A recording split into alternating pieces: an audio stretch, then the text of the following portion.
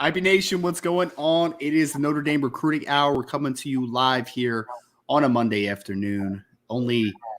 Sean, I don't know if you've heard this. Ryan Roberts, by the way, Director of Recruiting here at IrishBreakdown.com. Got my man Sean Davis, Recruiting Analyst here at IrishBreakdown.com, as well as the co-host of the Lucky Lefty podcast. Sean, I don't know if you've heard, man, but there's like this kind of important recruiting thing that happens this week. I don't know if you've heard about it. It's going to be a little interesting, though, Wednesday. I heard it might be a day that we might want to cover a little bit. I don't know, though. Not sure. I think that's why Brian brought us here, for days like that. Think so? Almost like that. I think so. But I think no one's going to have it covered better than Irish Breakdown. So I'm looking forward to it. Yeah, man, it's going to be a little interesting, and it's going to be something that we're looking forward to, obviously, right? So we're going to get into a lot of recruiting talk. Only 48 hours here from National Signing Day. Of course, the early signing day period. We are in a world now where there's 2 signing days as well. So we got to cover this one. December 21st here coming up very shortly. But, Sean, and a part of this recruiting hours, we're going to talk a little bit about some of the National Signing Day storylines for Notre Dame, some of the key things to keep an eye on, what the class means, just overarching for the first Marcus Freeman class, all that good stuff. We'll be hitting a mailbag second, so if you want to throw some questions in the mailbag, you can throw those in at any time, and we'll be able to answer those questions as they come in. But, Sean, we got a couple pieces of news that we want to touch on in the first segment. Before we do, like button, subscribe to the podcast, hit that notification bell because, guys, I'm telling you right now, on Wednesday, if you love seeing this face, maybe Sean's face as well, Brian Driscoll's face, you're going to see a lot of us on Wednesday because we have a awesome signing day show, special signing day show planned for you all. So make sure to hit that notification bell. You also sign up at boards.irishbreakdown.com as for the latest recruiting intel leading up to signing day, all the backstories, player interviews, all that great stuff for the future of Notre Dame football. So make sure you grab all that at boards.irishbreakdown.com and hit that notification bell on this. And if you are listening to us on your favorite podcast platform, 5-star reviews are also always very much appreciated. So, Sean, I wanted to talk real quickly, man, about Notre Dame got some news from transfer portal perspective yesterday. So far, we expected Notre Dame to be pretty active in the transfer portal so far. They have Spencer Schrader, kicker, who's a grad transfer out of South Florida that signed with them last week, committed to them, I should say. Yeah. And also, they got a punter, which we weren't really anticipating as much, but Notre Dame has been very consistent with the fact that special teams wise, and it should be no surprise judging by how good Brian Mason is as a special teams coordinator, that he wants competition, right? So we have competition coming in the form of Ben Krim, who is a graduate transfer punter out of the University of Pennsylvania, UPenn. A couple quick notes on Ben. His uncle was a third-round draft pick of the New Orleans Saints in the 1983 NFL draft, was a part of the Dan Levine, Jerry Faust era of Notre Dame football. So he was a Notre Dame Fighting Irish through and through, so it runs in Ben's family. And, Sean, I guess the conversation starts here, man. Although we think that Bryce McPherson is the future of the punter position, Notre Dame has been very consistent that they want competition on special teams, and Ben Krim is the newest form of that. You want to see this, right? Not sitting on your laurels as a program, making sure even if you believe in a young kid, that he feels the pressure each and every day in practice and preparation to get better. And just can't feel like this is mine without proving it.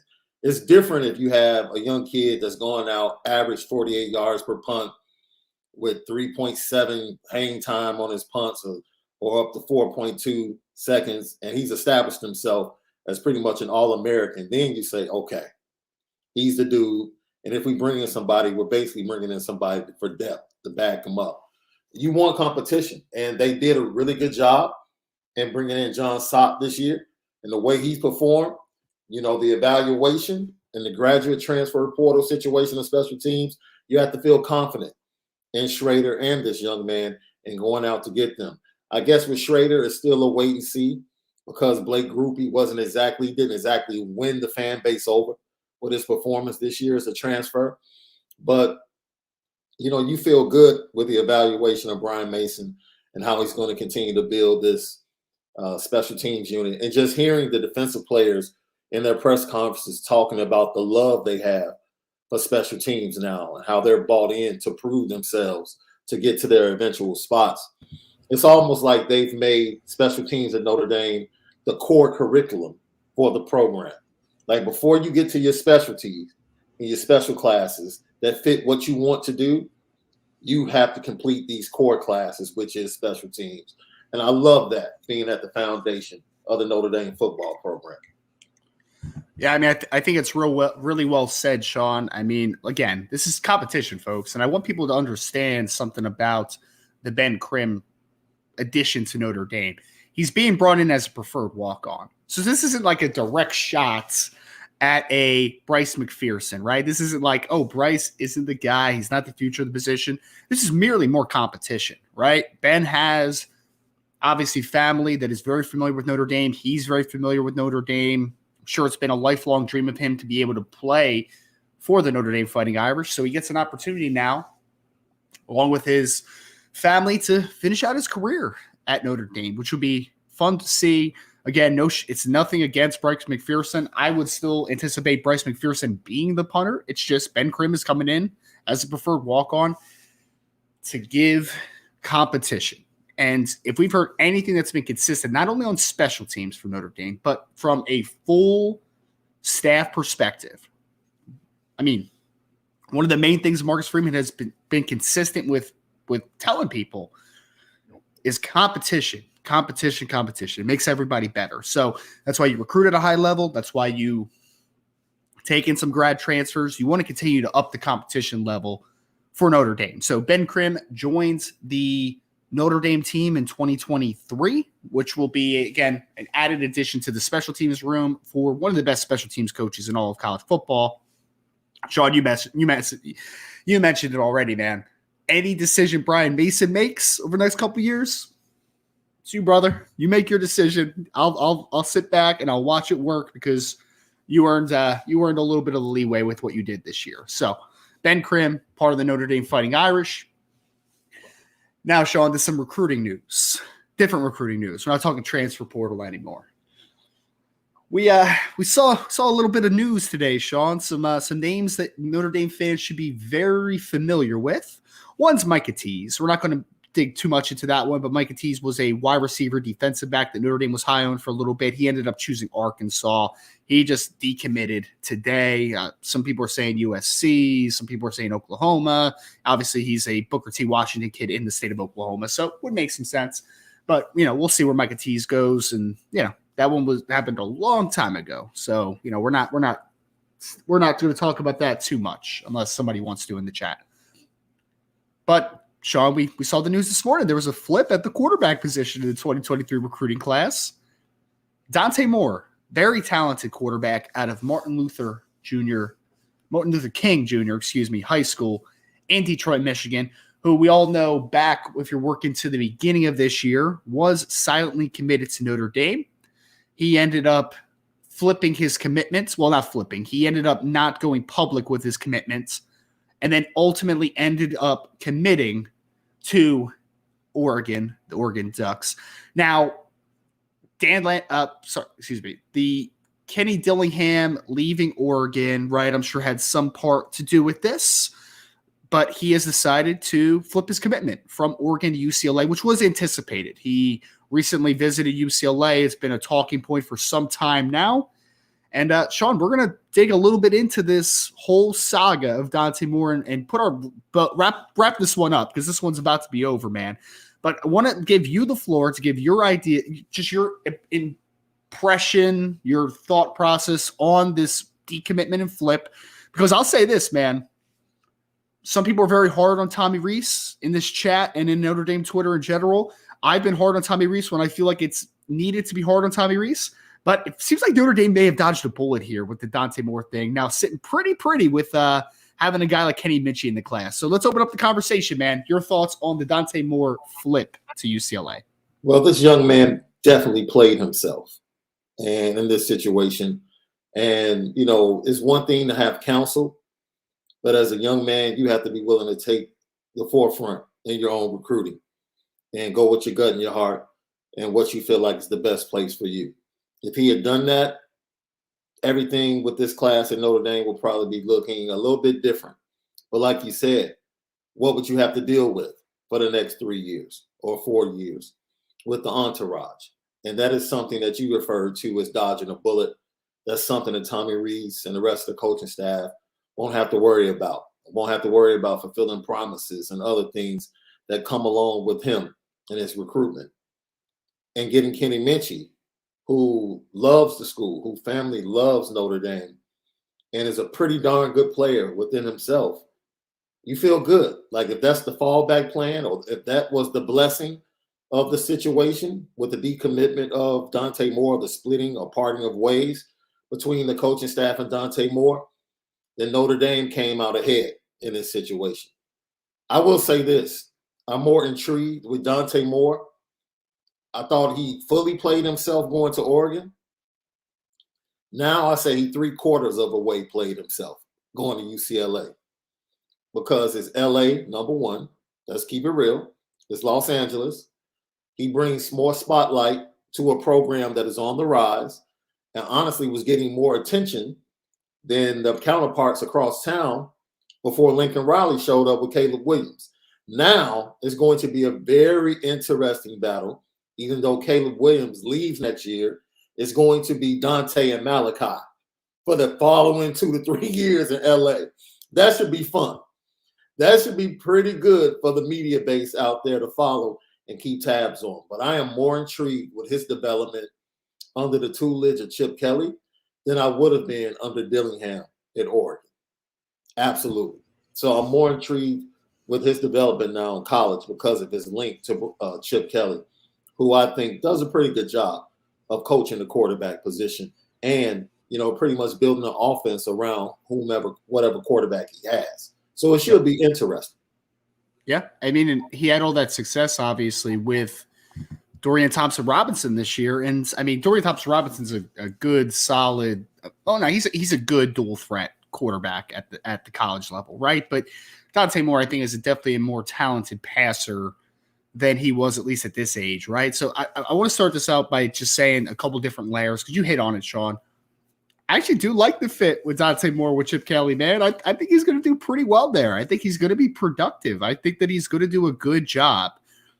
It just, at the end of the day, if you would have told me, because, I mean, let's be real, right? If we know why Dante didn't end up with Notre Dame, right? And he's been very open about it. So, like, we don't have to skate around it, right? There's an NIL implication to these conversations for quarterbacks. There is. And, you know, we can fight back against it. We can talk about it.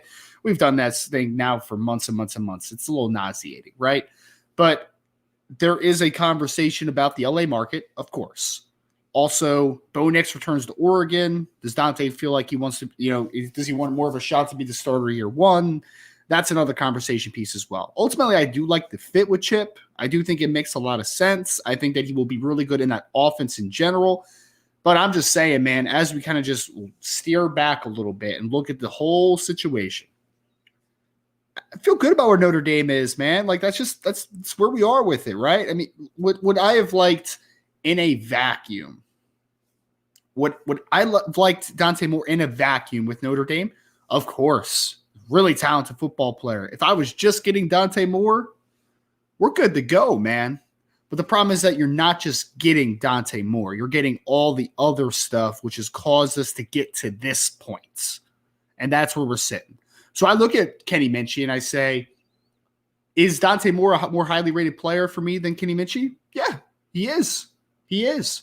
But you know what else Kenny Minchey is I feel like there's a dependable feel to him, right? I feel like he doesn't have as many question marks behind him. So this is where that conversation kind of comes to a close. But again, I think that if you're Notre Dame, looking where you are, especially after Dante decommitted or didn't go public, however we want to phrase it, after all the drama ensued and Notre Dame seemed like they were striking out on the quarterback market, to now sit here 2 days from now, Kenny Minchey signing on the dotted line, Got to feel good, Sean. Like, you got to, man, because I really think that, I mean, is there a better scenario for Notre Dame right now than what ensued? Really, what you have to recognize, losing Dante Moore not only got you Kenny Minchie, but it got you CJ Carr. So let's be real. Dante Moore might not have been a minor issue, or might not have been an issue to CJ Carr personally if he had stayed in the class, but it was an issue with the people around him if he had stayed in the class. Yeah. As soon as he left, Notre Dame got more aggressive with CJ Carr and getting him into the 24 class. So you lose Dante Moore, but you pick up those two in consecutive classes. Yep. You have to feel pretty good. Well, Sean, that's a great point because you're right. If Dante Moore does go public, there is a chance that CJ Carr isn't in the class for 2024 for Notre Dame. So, I mean, in result, you're kind of trading Dante Moore for Kenny Minchie and CJ Carr, right? Like, and if Notre Dame would have went, I mean, because you could have been in this situation where if Dante would have went public and then decommitted later, you don't have CJ Carr in the 2024 class right now. You don't have Dante Moore. Maybe you get Kenny Minchie, but I mean, you feel better about having Kenny Minchie and CJ Carr over the next few years than you would have just having Kenny Minchie, right? Because you have now two very talented quarterbacks instead of one talented quarterback. So, yeah, I agree completely, man. It's when you look at just kind of how everything worked out, I think this was probably about as good an outcome as possible. I really do. I think that this is good for Notre Dame. And I hope it ends up good with Dante Moore. Like, people think that, some of us I think there's some people in the Notre Dame side of things, just from a fan perspective and maybe even from a media perspective, that have some ill feelings towards Dante Moore. I would say this is where I've always been with Dante. I think Dante's a good kid. I do. I think he's getting some bad advice. I think there's some people around him that are making him make decisions that he necessarily doesn't want to make. And I hope Dante Moore is really successful at UCLA. I truly do. But I just, again, with everything that's around him, the whole package, I'm happy with Notre Dame is. So Notre Dame, again, I said it earlier in the show, I think they dodged a bullet a little bit. I do. So now that you have the two quarterbacks you have in Kenny Minchie and CJ Carr, and now you can set your sight. Sean, they now set their sets for 2 years from now, 2025 recruiting for the quarterback position. Like, you are good to go, man. The next part is development, obviously. But the talents in the room is gotten better and better over the next couple of years. So, yeah, feel good about it. So I want to spend a little time on Dante Moore because just been a roller coaster, man. And this is becoming, just want to say Notre Dame fans out there, actually, Sean. Wait, other teams get decommitments? I didn't know that was allowed, man. I thought it was just Notre Dame. The 24 class at Ohio State just lost their quarterback. Arguably, and I know we're still a little bit away, but there's a possibility that Dylan Raiola ends up being the best quarterback prospect to come out in a few years, recruit, right? Like, he is that talented. He really is. So, yeah. So, I mean, other teams lose, other schools lose recruits, man. It happens every single year. We just talked about Dante, who's now been committed in some sense to 3 different schools. Yeah, I mean, yeah, it's wild, man. It's wild. I mean, Caden Proctor might be flipping from Iowa to Alabama. I saw over the weekend. That's a talking point. There's a lot of recruits right now over the next 48 hours that I think there's going to be a lot of conversation with. There's going to be a lot of talking points, and it's going to happen. It's going to happen. So just Notre Dame fans, let's just settle in because I get it. Trust me, I understand. I understand the pessimism. I understand the frustration with the last couple of days of everything that you've had to deal with. I get it. But just know this isn't just Notre Dame problem, right? This is a college football problem right now. This is what's happening. So let's just keep rocking through it. And yeah. So Sean, but I really do want to put the attention of this show on the 2023 recruiting class for Notre Dame. That is the point of this show. We talked about Ben Crim. We talked a little bit about the Dante Moore saga, but I really want to focus on year one of Marcus Freeman, Sean.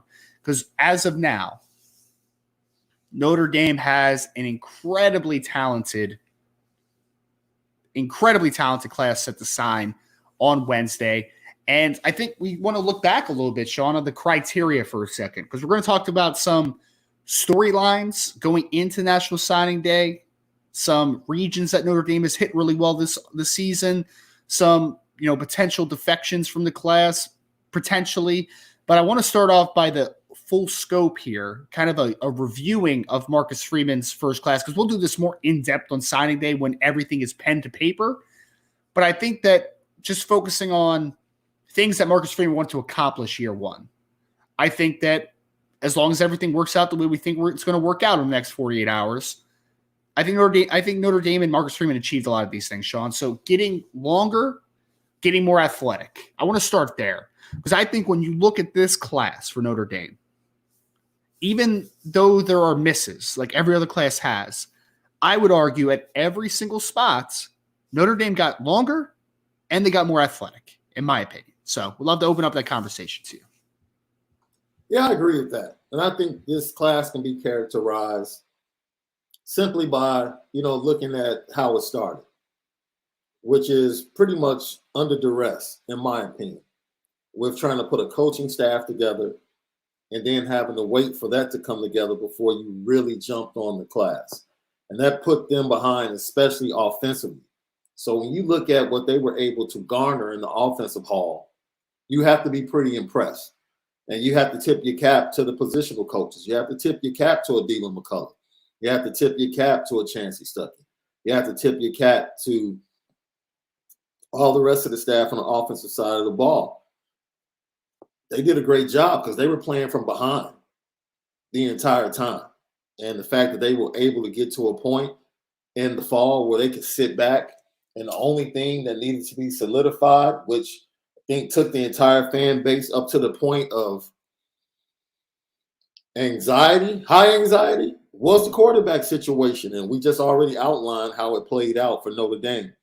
And being able to have Kenny Minchey coming in early and be prepared and going in and being able to compete in the spring and into the fall puts you in a very good position spot in that quarterback room. And then you go to the defensive side of the ball. It is a different story, in my opinion. Highlights what you said. They did improve. They did do what they wanted to do. They wanted to get longer and bigger. However, there is possible disappointment because it could have been all-time defensive class ever at Notre Dame. And unfortunately, it might just end up being a really good defensive class at Notre Dame. And that's not to say that the people they have, no, dude, the defensive class is really good and has the potential to be great on the field, period. Yep. Mm-hmm. They have the potential to be great on the field. So that's where we sit. There's no reason as a fan base overall, in my opinion, to at all hang your head about this class. Yep. It's not. Well, Sean, I think we should go position by position. I'm going to say the position, and I'll say the recruits that we expect to sign with Notre Dame for sure.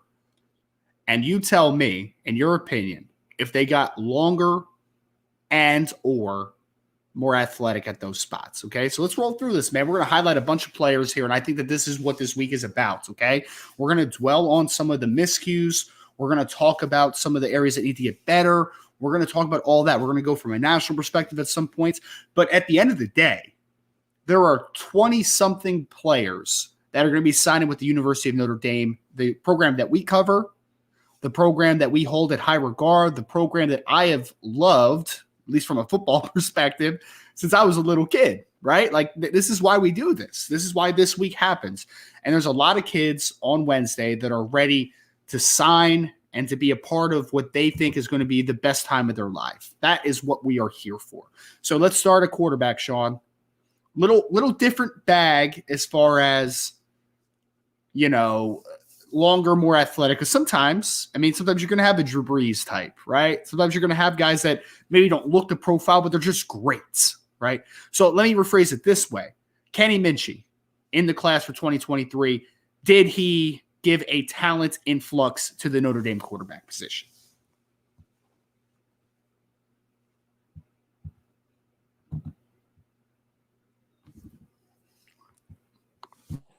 I was thinking about that. Yes, without question. It's an improvement. Like, look, That's one thing you have to tip your cap to Tommy Rees, right? Mm-hmm. Consecutive years solving what most would say was a talent issue in the quarterback room. And that's not to say kids like Tyler Buckner and Steve Angeli don't have talent. Mm-hmm. But the perception from the film evaluation in high school, you feel like you're getting players in that are better at that point than the players that came in. And part of that evaluation for Tyler Buckner is the fact that he did not get to play his senior year. Yep. So that set him back. But when you're just talking about the style of quarterback that it seems like Tommy wants to shape the offense around, that he's comfortable shaping his offense around, you feel like those two guys will be coming in 23 and 24. So without question, Kenny Minchie, his name being connected to the room and being in that room changes everything. Well, then let's go to running back, Sean, right? You already have a really talented group already on campus. You have Audric Estime coming back. You have Logan Diggs coming back. You have Jadarian Price coming back from injury. Jabron Payne, Chris Tyree. It's a really talented group. That's the players that are on the roster now, and it's who we're working with moving forward. Jeremiah Love, running back out of Christian Brothers Collegiate in St. Louis, Missouri, is a player that we 100% expect to sign with Notre Dame on Wednesday. Top 100 recruit in the class, according to basically every recruiting service out there. I would argue that his film during his senior year gives me top 50 status as far as how good he is as a player. The one player that we'll talk about a little more about later in the show, that there is some questions on whether he ends up in the class, and we'll get into that, I promise, later in the show, Jaden Lamar. So as of right now, I expect one running back for sure to be in the class. If Jaden Lamar does end up in the class by some happenstance, then, I mean, it's like icing on top of the cake, right? Like it's like the cherry on top, whatever metaphor you want to use. It's pretty darn good. But my question to you, Sean, is did the running back room get more athletic and longer with the Jeremiah Love? Oh, without question. I think the running back room, if you ask me, talented workhorses. I think they have workhorses in there, with Chris Tyree, of course, being the standout. I think Logan Diggs is a workhorse. I think Audric Estime is a workhorse in two different ways. Chris Tyree, the problem is, how do you use him? It seems like there's some difficulty being able to get his skill set on the field throughout the game to take advantage of that. And does that fall on Tommy Rees? Hey, that's up for another show and another debate. But Jadarian Price and Jeremiah Love, Jadarian Price returning and Jeremiah Love give you difference makers, yes, home run hitters, an explosion that's just not there. Yeah, you can make the 20-yard run, the 30-yard run every now and then with the workhorses you have. But now you have guys that can go 50, 60, 70 in a drop of a dime, a drop of a hat. That's what you want, and that's what you were missing. So the return of Jadarian from his injury, hopefully he comes back at 100% and just as good as he was. And then the influx of Jeremiah Love, absolutely, not just running, but also in the passing game. He adds that element as well. And that's the only thing that I'm worried about, right? Because we have that element with Chris Tyree. Haven't quite been able to find how to use it properly. Are we going to be able to find the way to use Jeremiah Love out of the backfield, the way he can be used, in the way he can really destroy defenses in the passing game? It's going to be interesting to see how that develops as he joins the class. Yep, and they're very interesting players, Jadarian Price and Jeremiah Love, because I mean they're both going to be freshmen next year with the Jadarian Price injury. So it's different though than like a Chris Tyree, for instance, because Chris is 5'9", 190 something pounds, right? Those guys are both bigger backs to a degree, right? Jadarian's put together. If you've seen pictures of him, Jeremiah Love is legit 6 foot plus. 200 plus pounds is going to be when he gets on campus. So you're getting a couple really dynamic players back for the 2023 season with those two, but you're also getting the size component, right? So they aren't just home run threats where you're going to try to get them in space. They're guys where they can do everything you need a running back to do, right? Like if you want to run duo, run inside zone, run inside zone. You want to run power O, you want to run some pin and pull stuff, whatever you want to do. Those guys can do that. So you 100% got more athletic and longer with the Jeremiah Love entering the class. There's no doubt about it. Plus, Sean, we didn't even put it like this because we're just focused on 2023, but Notre Dame just got a commit from Aeneas Williams in 2024, which was a big deal for Notre Dame. And he deserves a mention too, right? You definitely got more athletic and better all arounds. And yeah, so the running back room is in very good shape moving forward. Wide receiver, Sean. I mean, if I could open it this time, right? Is there a skill position? I mean, is there a group that got more athletic and longer than the wide receiver group as a whole? I mean, you're talking about there were depth issues, right? And you're only returning 4 scholarship receivers. Well, Matt Salerno's coming back now, so you're returning 5 scholarship receivers back for the team. But now you have a 4-man class that includes Braylon James, who is 6'3", 180 plus pounds, and incredible speed, speed freak. You got Jaden Greathouse, who might not be the speediest receiver of all time, but he's 6'2", 210. You definitely got longer there. There's no doubt about it. Rico Flores can move, right? He's a guy that has done a lot of great things working in space during his career at Folsom. You got him. And then you got Caleb Smith, who I would argue, as far as what you have on the roster, what you need moving forward, he's a player that Notre Dame hasn't had enough of over the last few years. That really dynamic slot type who can win in space a ton. So, I mean, Sean, if I could just kind of put it out there, man, like wide receiver, I believe, has improved and evolved, but much as any group in the 2023 group with the influx of not only speed and length, but also the skill of playing wide receiver as well. Brian, it's a very interesting position for Notre Dame to be in. I said this, and I said, I don't think people really recognize that this is a really young roster. And Deion Colzie's a sophomore. Lorenzo Styles is a sophomore. Tobias Merriweather is a freshman. Like, the wide receiver room is really young. And Chancey Stuckey really only had half an all season, really, to dig in with them and get them up to where the level he wants them to play at. And then, the quarterback situation and how, that makes everything murky with their production and who to blame. Look, the influx of talent can't be overstated, especially when you get 4 different types that can contribute in different ways, right? You have a dog. I think you have high ceiling. You have multiple guys that can be dogs because they played like Rico played like a dog for Folsom. Like he did. Jaden Greathouse, we only have to talk, look, just dog for multiple years. Went out there, triple coverage, whatever. It just got it done at multiple positions, slot outside. Then Braylon James, he is the high ceiling guy. He is the guy that can take the top off the defense. He is the guy that can end up being the best of the bunch, even though he's not the highest rated. And you come up and you get a Caleb Smith, who his special teams value. Brian Mason is probably overjoyed to get this kid on special teams.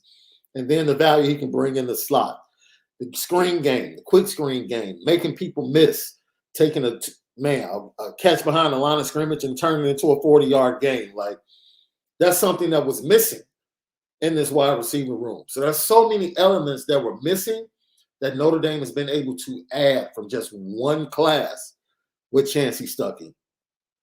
And by all means, he's starting off 24 with Cam Williams. Oh, look, things are looking up, and I agree with you. And I'm glad you started off because you were tapped in to most of these guys on the recruiting trail in the wide receiver room. And look, I think this is the wide receiver room outside of Drake Bowen is probably the most excited room to get to Notre Dame. Like, I remember vividly after the Marshall loss, it was the receivers in the 23 class on social media saying, that's okay. It won't be like that next year. Don't worry about it. In unison, not, oh, man, I might have to open up my recruitment. No, they doubled down. So I'm excited about this group of wide receivers that are ready to show up and sign on with Notre Dame this week. And that's 3 wide receivers, Sean, from the state of Texas in one class for Notre Dame. And we'll talk about this because we want to talk about some trends in Notre Dame recruiting during this segment. Talk about how Notre Dame is tackling Texas in 2023, which has been obviously a big headline for this group. slightly over Cooper Flanagan, who I think is a good athlete overall, right? I think that he definitely improves your room from an athleticism perspective. But more than anything, Sean, like he is a massive dude, right? Like he is 6'5 plus. He's got long arms, he's got experience blocking at a high level, and in a position where you are suddenly hurting a little bit from depth because of injuries, right? Kane Barong transfers as well, but you have Kevin Bauman coming back from an injury. You have Eli Raritan now injured and coming back from the ACL. There is now a little bit of a depth issue going into the spring. So although Cooper Flanagan is not an early enrollee, I think getting him over the summer, then into the fall will obviously help with numbers just in general. Plus, it gives you the length. And then we go to offensive line where, again, Sean, like we want to talk about length. I just saw a picture of Sullivan Absher, man. He's even longer than I remember. I'm like, oh my God, my guy is legit 6'7 plus. Like he is. He's legit 6'7. You got him out of North Carolina, obviously. You got Charles Jagasaw out of the state of Illinois, who is every bit 6'6 plus, long arms, athlete, all-state wrestler. You have Christopher Terrick out of Illinois, who's 6'5 plus, solid length. You got Sam Pendleton, who's going to play guard at Notre Dame, although has experience playing right tackle on the high school level for North Carolina, out of the state of North Carolina, Reagan High School. And then you got Joe Otting, Sean, who, although he's the guy that needs the most physical development out of the five, just because he's right now 6'4", 270 pounds. He's probably the best athlete right now of the group. I think you could say pound for pound, Charles Jagasaw probably is, but Joe Otting can move, man. He's a really good basketball player. He's a fluid athlete. So you got more athletic of the offensive line. You got super long. You got great depth. I'm excited about the Notre Dame offensive line group, Sean, because they have been consistent. You talked about Drake Bowen and, kind of his stance on recruiting and being all tapped in and all go and everything shut down. The offensive line group, man, they have stayed completely firm. I never had anybody question like, oh, is Charles Jagasaw still high on Notre Dame? Like we all knew it, right? As soon as Charles Jagasaw shut his recruitment down, that thing was over. So you got longer, you got more athletic. You pulled in, and Notre Dame, I think, is potential to pull in a stellar 5-man class on Wednesday. Look, low key, very low key. And Ryan, I'm sure you're going to back me up on this. Very impressive offensive line class. But there was a point during this cycle where this class could have been even better. Like, there were moments where like 6 were pretty much, we felt like locked in, like 6 guys. And the 6 guys that were locked in at that time, it was like, if they finish with this class, Harry Easton deserves a raise immediately. Immediately. I think, and that's his impact for offensive linemen. They come in and come see Notre Dame. They see the work, they sit down, they go through film with him, and then they watch him teach. Not just the starters, but the entire group. And then they see how the entire group hangs together and how they operate and how they move together, not only inside the building, but outside the building as well. He's established Notre Dame is truly O-line U. I don't care about that Joe Moore award. I don't care about that. We don't need that for validation. Harry Easton has enough playing on Sundays to validate what Notre Dame is along that offensive line. We don't need some trophy. Who cares? Those 3 letters, NFL, and the guys that are there. 2 of the top 5 offensive linemen, period, came from Notre Dame in the NFL. That's enough said. Yep. That's enough said. So, yeah, I agree with you. And we won't throw out names, but Ryan, you know who I'm talking about. At that time, when we felt like on that Saturday morning or that Friday night, there was a time when we felt like, oh, boy, they're about to get 6 dudes in this O-line class. So I would say the O-line room is maybe low-key up for disappointment if people really knew what was happening at a certain time. But for the class that they have coming in, it's still fantastic. Yeah. Absolutely fantastic. And it feels like it fits so well right? Like, I mean, you could legitimately make a starting 5 out of the Mhm. 5 that Notre Dame has coming in. Yeah. And Harry Easton's building something, man, where you also they don't have to be pushed to start from day one. You can work on the traits that they have and really become more of a finished product, which is going to be exciting for this class. I mean, Charles Jagasaw, I think talent-wise, you can make an argument that he's the most talented offensive lineman in the 2023 recruiting class in general. Not Notre Dame's, in general, nationally. Up there with the Samson Okalolas and the Caden Proctors and the Monroe Freelings and all these talented players. Charles Jagasaw has as much talent as anyone, in my opinion. And then you have the length of Sullivan Absher and the physicality, the just brutes. This man. I wrote something about Sam Pendleton earlier, Sean, and I'm just like, this guy plays with such violence. It is just so much fun. And the development potentials of guys like Christopher Tarrick and Joe Otting for what they can be if they are developed properly, class has a chance to be special. So did they get longer to get more athletic? Absolutely they did, man. Absolutely. And if we go over to the defensive side of the ball, I think it's the same story, Sean. Like defensive line-wise, right? Look, you missed out on Keon Keeley. Never sugarcoat it, man. Great player. Would you have been way more athletic and way longer with Keon Keeley? Absolutely. But that doesn't change the fact that you still have Boubacar Traore at 6'4", 255 with vines for arms coming in. Doesn't change the fact that you have Armel Mukum at 6'4", 250 with vines for arms coming in. That doesn't change the fact that you have Brandon Vernon at 6'5", 270 plus pounds with vines for arms coming in. Doesn't change the fact that you have Devin Houston at 6'5", 280 plus pounds with good length as well. You have guys that are 6'4" plus across the board, all with length, all with physicality and power. So although you lost out on Keon Keeley, you still, yes, in my opinion, love to hear from you, Sean. You got longer, you got more athletic on the defensive line, in my opinion. You got better. Unfortunately, it's not as bad, it's not the improvement that you intended to have because the intention was to take a tremendous jump. But instead of taking a tremendous jump, you took a really good jump along the defensive line. For me, this is where we have to see. I want to be fair when I say this, Ryan. Since we didn't get great on the recruiting side, we need to see great on the development side. That's the best way I can put it. Like you couldn't hold on to Keon. Okay. Couldn't get Jason Moore. Yeah. Couldn't get Jason Moore. Okay.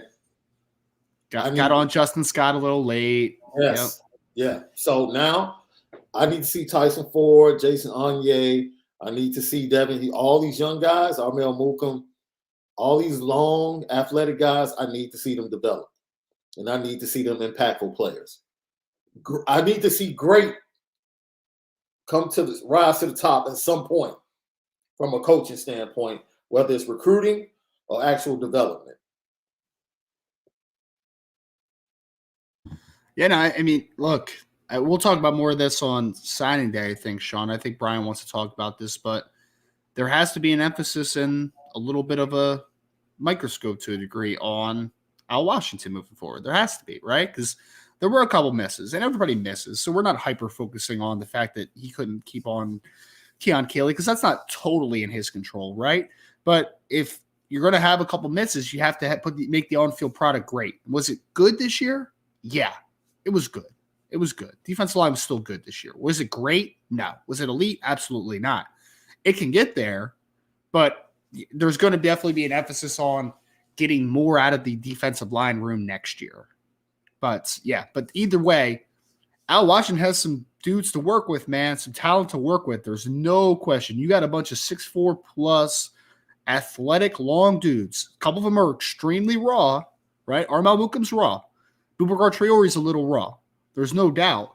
But they're very talented, right? And all you can ask as a coach is to get talent in the room. From there, it's your responsibility to develop that talent. So we'll keep watching, obviously, and see what the jump that he hopefully makes in the room from year 1 to year 2.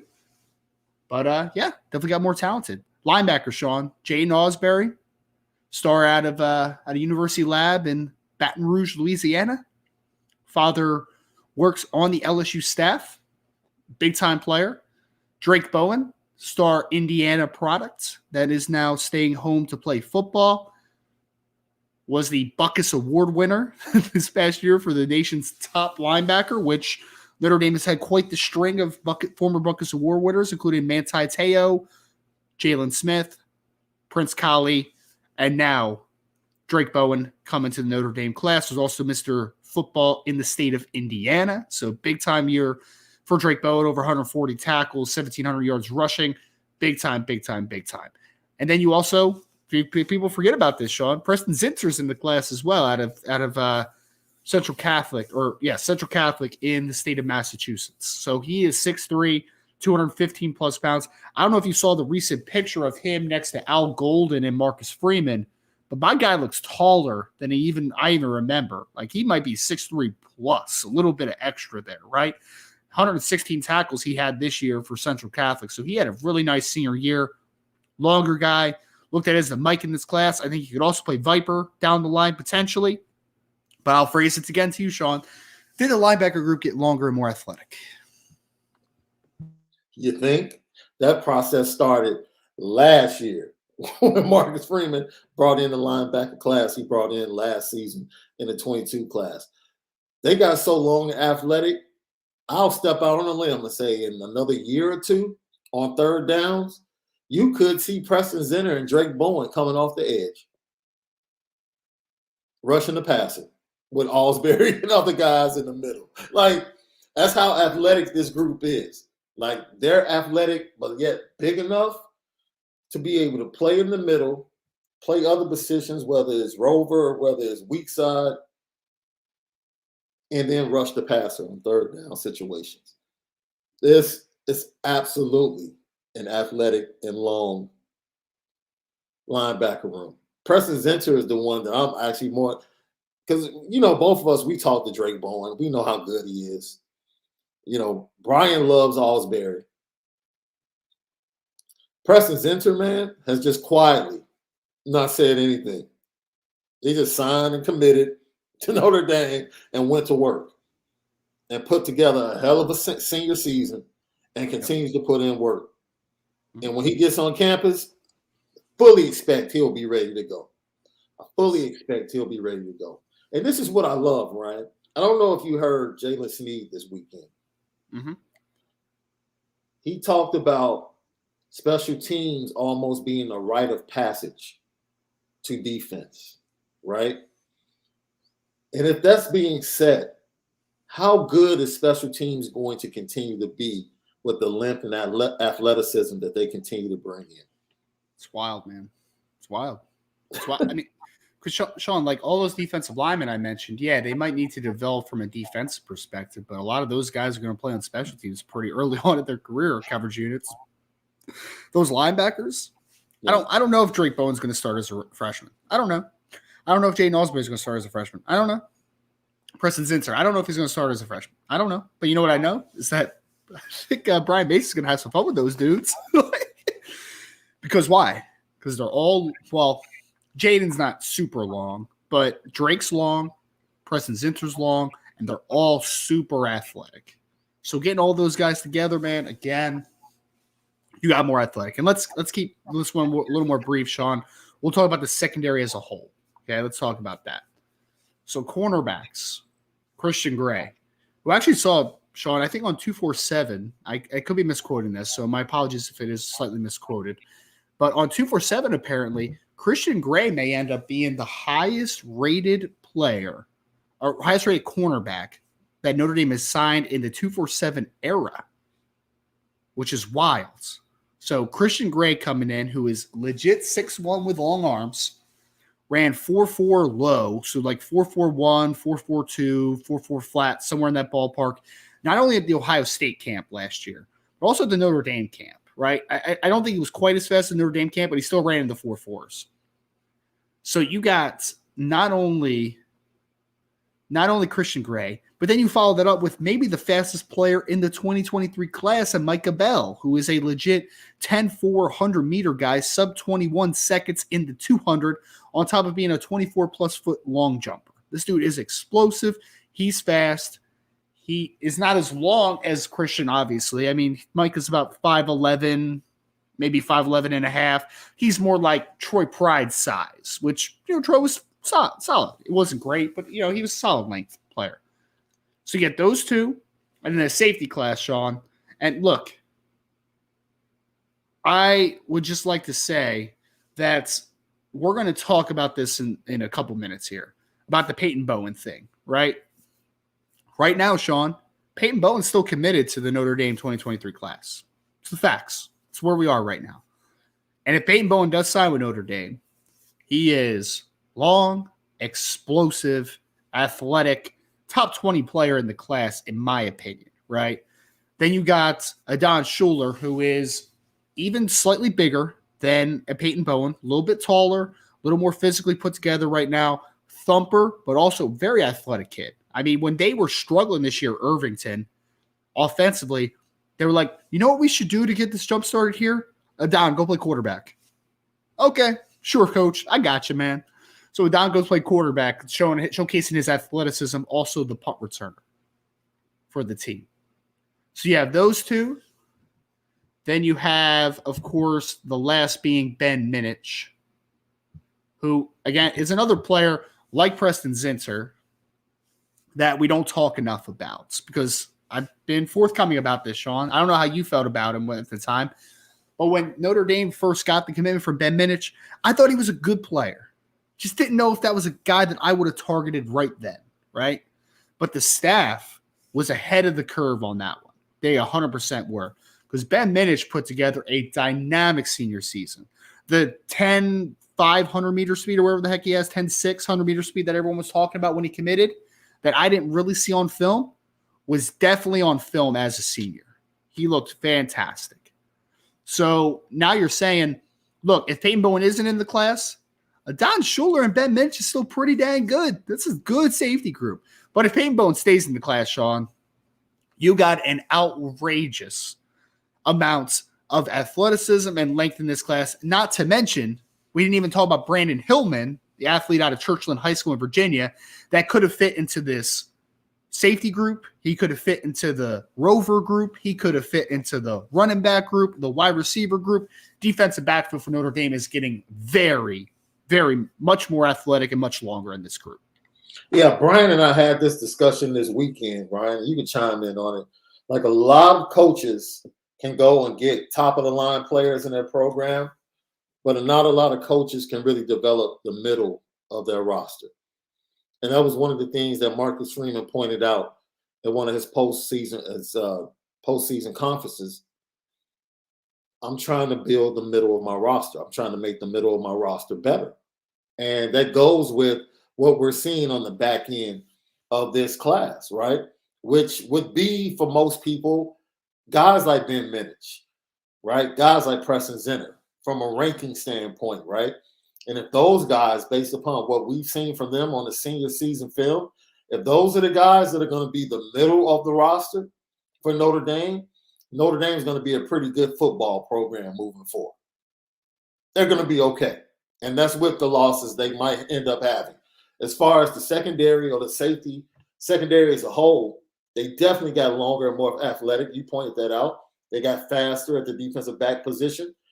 Easily got faster at that position. They might be the two fastest defensive backs when they walk on campus in the room, like factually. Like, if they race, they might be the first two across the finish line. I don't think Christian Gray would be far behind either, which is pretty wild to think about, man. Yeah, you're right. So those are three. I mean, like him, kind of neck to neck with Cam Hart, maybe, right? Like, yeah. And look, I have to give kudos to this class, because this class, they have pride and a belief in what they can be, and they went to work. That's what I love about this class. Every guy on that defensive side went to work on Peyton Bowen. Yes. They have gone to work. They didn't just leave it up to Marcus Freeman in an in-home visit. They went to work on social media. They went to work via text, like, bro, what's up? You know what we've been talking about. They have taken this personal. So when you see something like that, as a fan base, it's like these kids believe. They really believe that they are difference makers. And they're still going to have that same feeling if he doesn't continue to be in the class. But they're showing him that he's important to them. Mm-hmm. And I don't think any other school has that ability as a class to show Peyton Bowen how important he is to them. And kudos to them for not sitting on their laurels and going after the guy that they want to be in the class. Yep. Yeah, I mean, Sean, they were ahead of the curve with a couple players this cycle, right? Like They were ahead of the curve with Armel Mukum, who is now a 4-star, the number 191 player in the country, according to 24/7 Sports. They were ahead of the curve on Ben Minich, and they were ahead of the curve on Brandon Hillman. They've been talking to him months before he started reeling in those offers. So they've been ahead of the curve, man, which is, yeah. I mean, so it's a great note to obviously end on. And I'll say this, Sean, I think a big point of emphasis is as we went through each of the positions, I think we could all agree that it's a very well-balanced class. No doubt about it. Even with a couple misses, it's still an incredibly well-balanced class. And the last thing I want to say, Sean, is just assessing this from a perspective that what Marcus Freeman has done in his first year at Notre Dame, which currently is the highest rated class from a recruiting points perspective in 247 history. He had to do it against NIL, right? He had to work against that, man. He had to push against the big-time programs that are going to put handouts in the kid's pocket. And again, I shouldn't even say NIL because I am all for NIL if it's used correctly and it's used for what it says it's supposed to be used for, right? Then the colleges that utilize the term NIL to just put a label on inducements, right? The improper benefits, that's not NIL.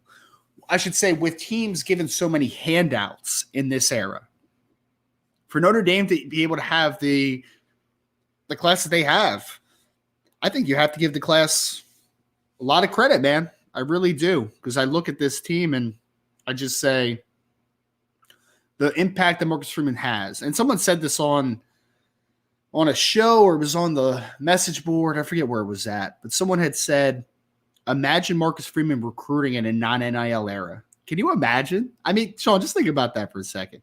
If there were no inducement, if there was no pay for play and proper benefits, this class right now would probably have Keon Keeley in it.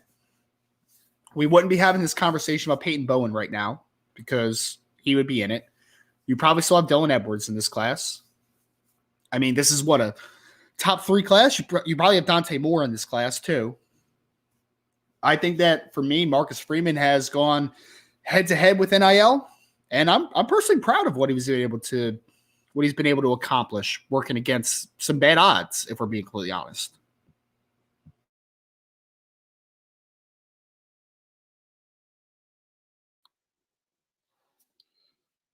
I'm at a point now where the decommitments. Look, I believe in this. What God has for you is for you.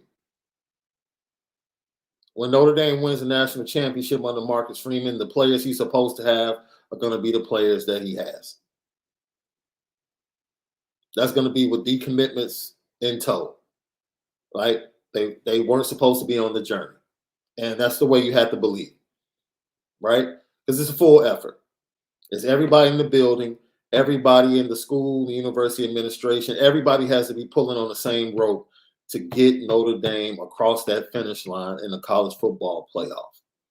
And no one that is going to be pulling in the opposite direction needs to be a part of the program. I don't care how great you are. And that could be your entourage. That could be another mindset. It could be selfishness, whatever it is.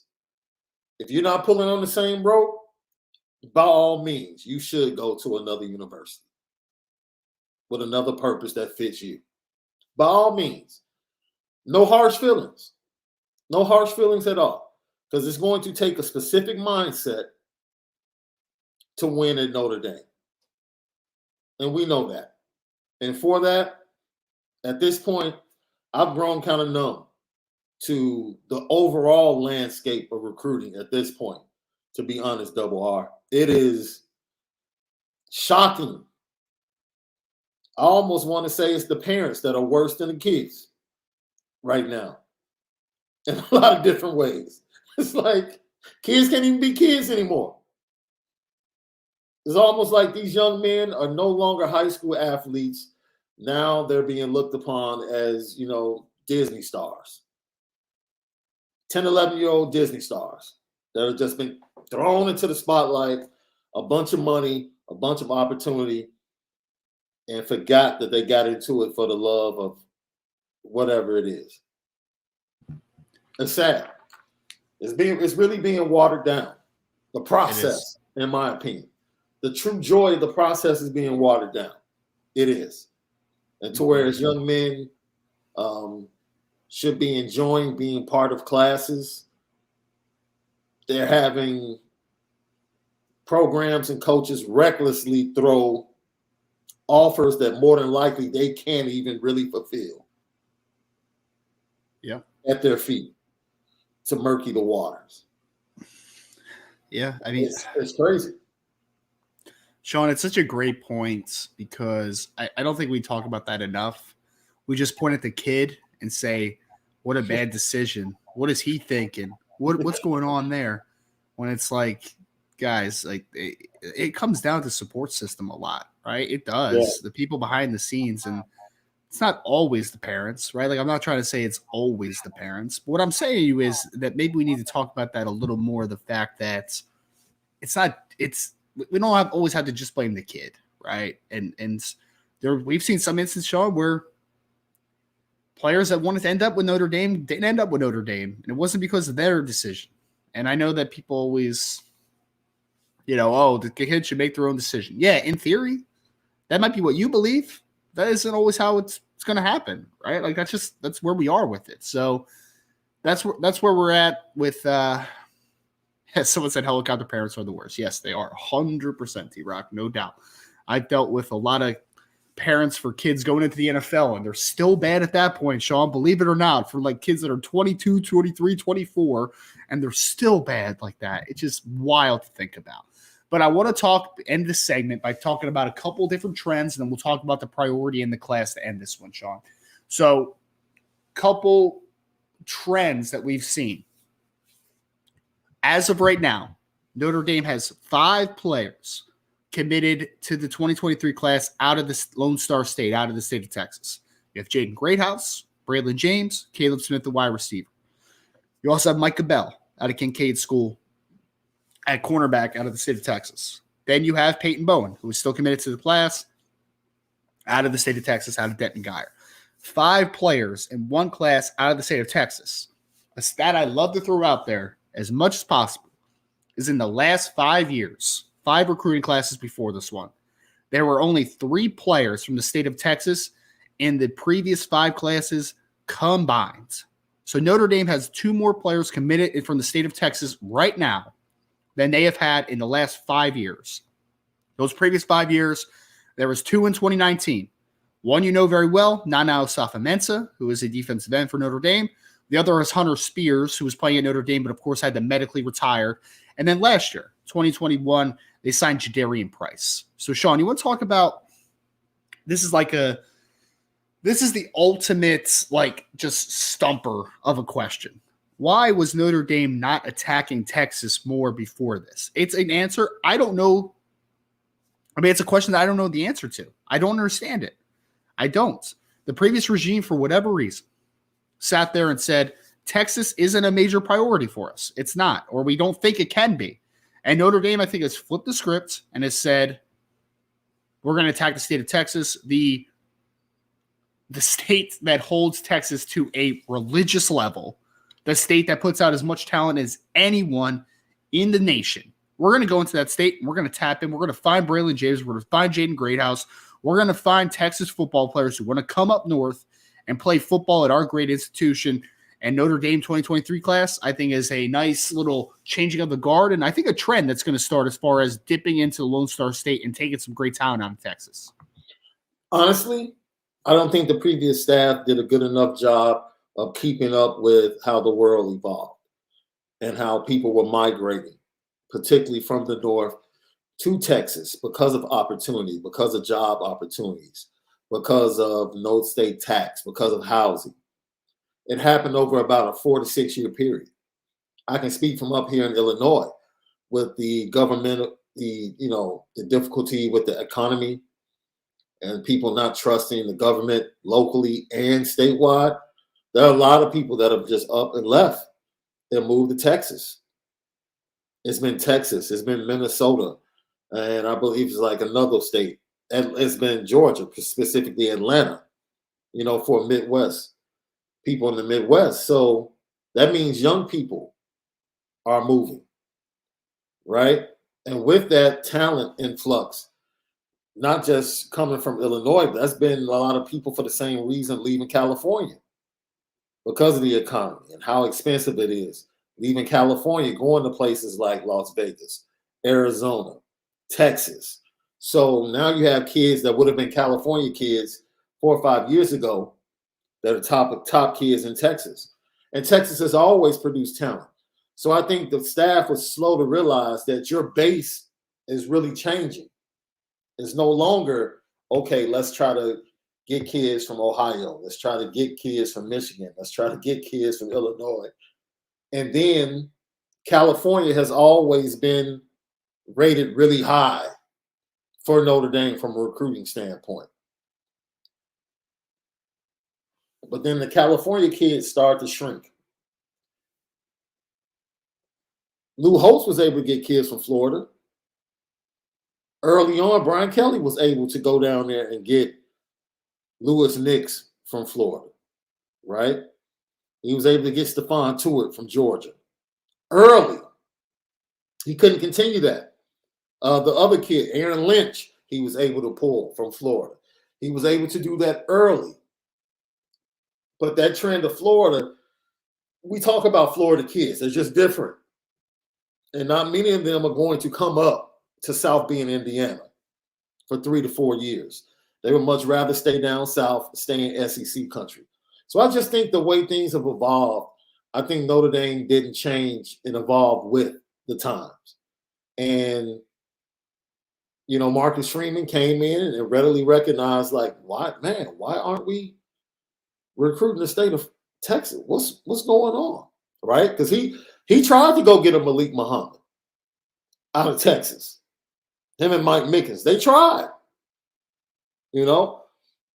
Before them, I don't think Notre Dame would have even made an attempt to get a kid like that out of the state of Texas.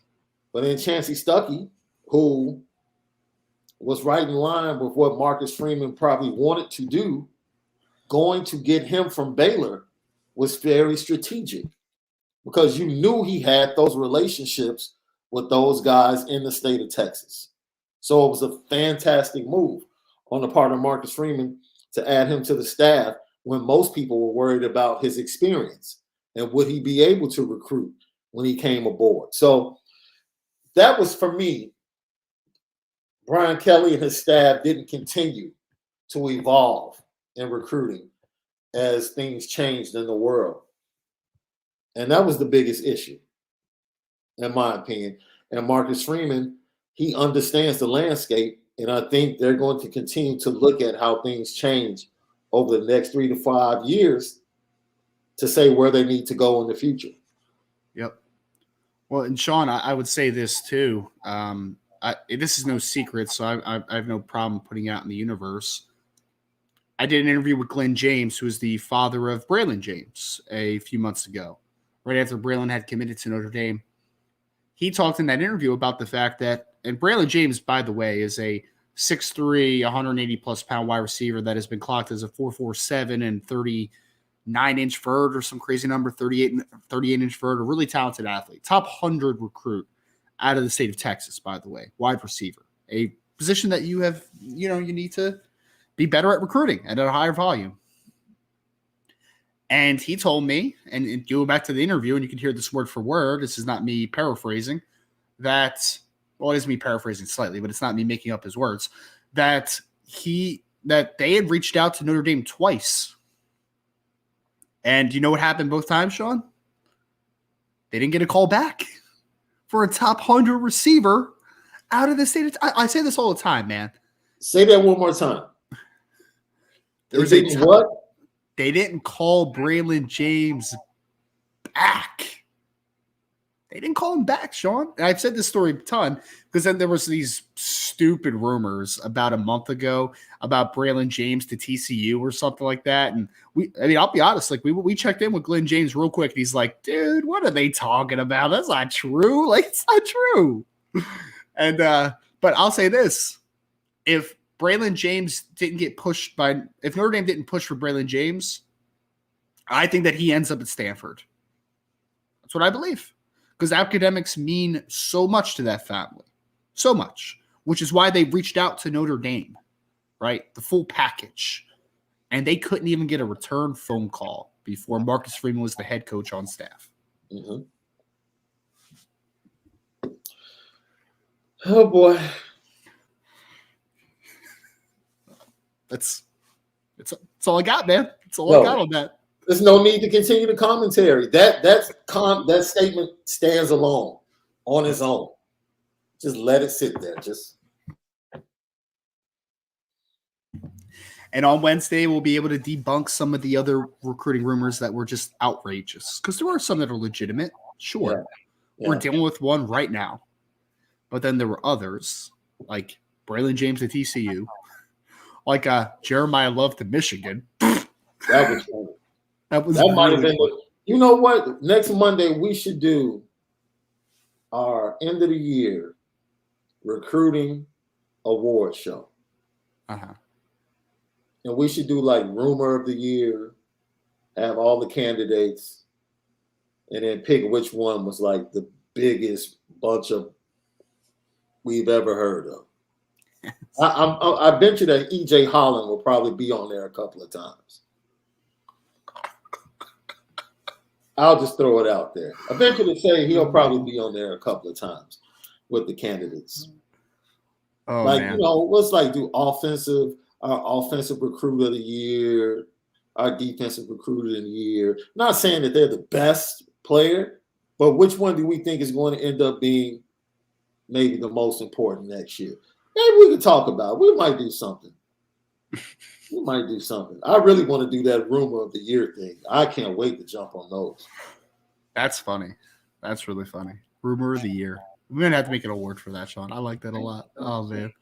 That's too funny. You name dropped him, too. That's hysterical, man. That's hysterical. Sean, last thing we want to talk about, man. Actually, no, I'm sorry. We have one more trend that I think we need to talk about. And this one extends not only 2023, but into the 2024. Okay? It extends. St. Louis. We've talked about this a ton. I talked on the show when Aeneas Williams committed, who is about an hour north of St. Louis. So he's not technically St. Louis, but the St. Louis area. We're going to kind of, push that envelope a little bit. So Notre Dame has had success in St. Louis in the past. They've had Kyra Williams, they've had Gabriel Rubio, they've had Tyson Ford. They've done a pretty good job there. But what's different over the next couple classes is the amount of skill position talent that's coming out of St. Louis over the next couple of years. It's really, really good. I mean, so you look at 2023, Jeremiah Love, we touched on, star running back out of Christian Brothers. Talked a lot about Christian Gray, star defensive back out of DeSmet Jesuit. Fantastic St. Louis Hall. 2024, they have also gotten Aeneas Williams, who I just said I'm going to extend a little bit to include Hannibal as a part of the St. Louis conversation. And I don't know if you've heard of a couple of these wide receivers in 2024, Sean. They may be pretty important for Notre Dame. One's name's Ryan Wingo, who Jeremiah Love, Aeneas Williams have spoken in interviews after they committed about, we're going after Ryan Wingo. Like, Ryan Wingo, get ready. You're coming. So Ryan Wingo, star receiver out of St. Louis University, fantastic football player, 5-star caliber wide receiver in the class, and Jeremiah McClellan, who is the teammate of Jeremiah Love at Christian Brothers, both exceptionally talented wide receivers. So I think Notre Dame is starting the pipeline here. Let's get the talent out of St. Louis 2023. That's what you're seeing in Love and Gray.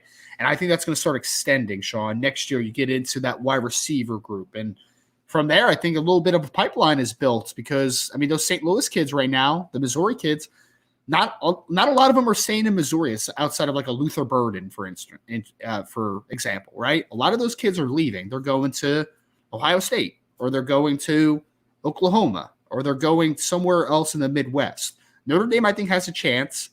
You're not ever going to put you're not going to put a fence around St. Louis for Notre Dame, but you go into St. Louis on a year-to-year basis and you get one of the best athletes coming out of the spot. And I think that's what you're seeing is that Notre Dame is getting some athletes out of St. Louis for the next couple cycles. You just want to build a Midwest road, right? Yeah, they used to say all roads lead to Rome.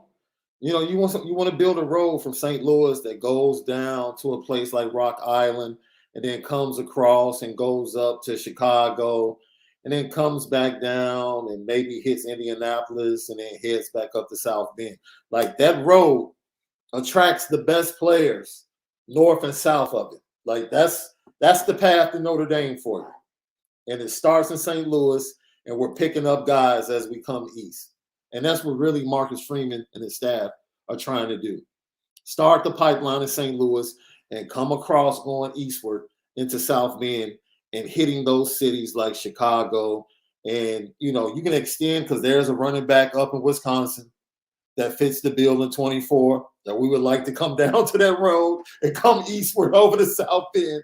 Like, yo, every big city that wants to come and walk on that road, every big-time talent that wants to come from those big cities and take that road over east to South Bend, by all means, the road is being built, and it starts with the pipeline right there in St. Louis. It's really well said, man. And again, there's a lot of talents coming out of St. Louis, especially at the skill positions over the next couple of years, and Notre Dame needs to tap into it. There's no doubt. Want to hit, Sean, I think the biggest priority for Notre Dame's class right now in 2023 is just maintaining, man. There isn't really a target out there that you're like, they need to get that guy. Got target left on the board, a guy you're trying to flip. There's not really a guy out there. What Notre Dame's trying to do is obviously make sure the 2023 kids all sign. And that leads us to two players that have been topics of conversation recently. I want to start with Peyton Bowen. I want to start with this because I'll be very honest, everyone. Brian put out a report last week, and we anticipated that a decommitment was coming. We anticipated it. It hasn't happened yet, all right? And the reason that I believe it hasn't happened yet is because – and I put a post about this, I think it was either yesterday or the day before. I think it was 2 days ago. I think it was Saturday. About this coaching staff and this recruiting class in 2023, they're relentless, man. They're relentless. They're not going out without a fight. They're just not. They're not.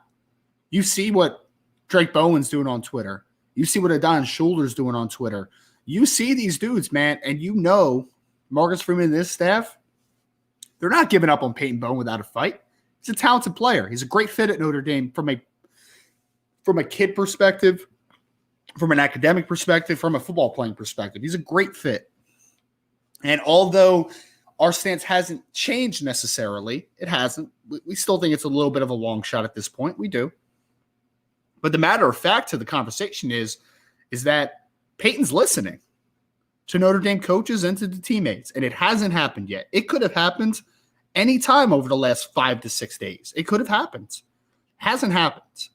The longer it plays out, the better you start to feel a little bit about it. Again, I'm not saying that Peyton Bowen's going to end up staying in the class. It's not what I'm saying. What I'm telling you, though, is that the Notre Dame class and these coaches deserve all the credit because I thought this one was dead in the water. But Notre Dame's not going away. They're not.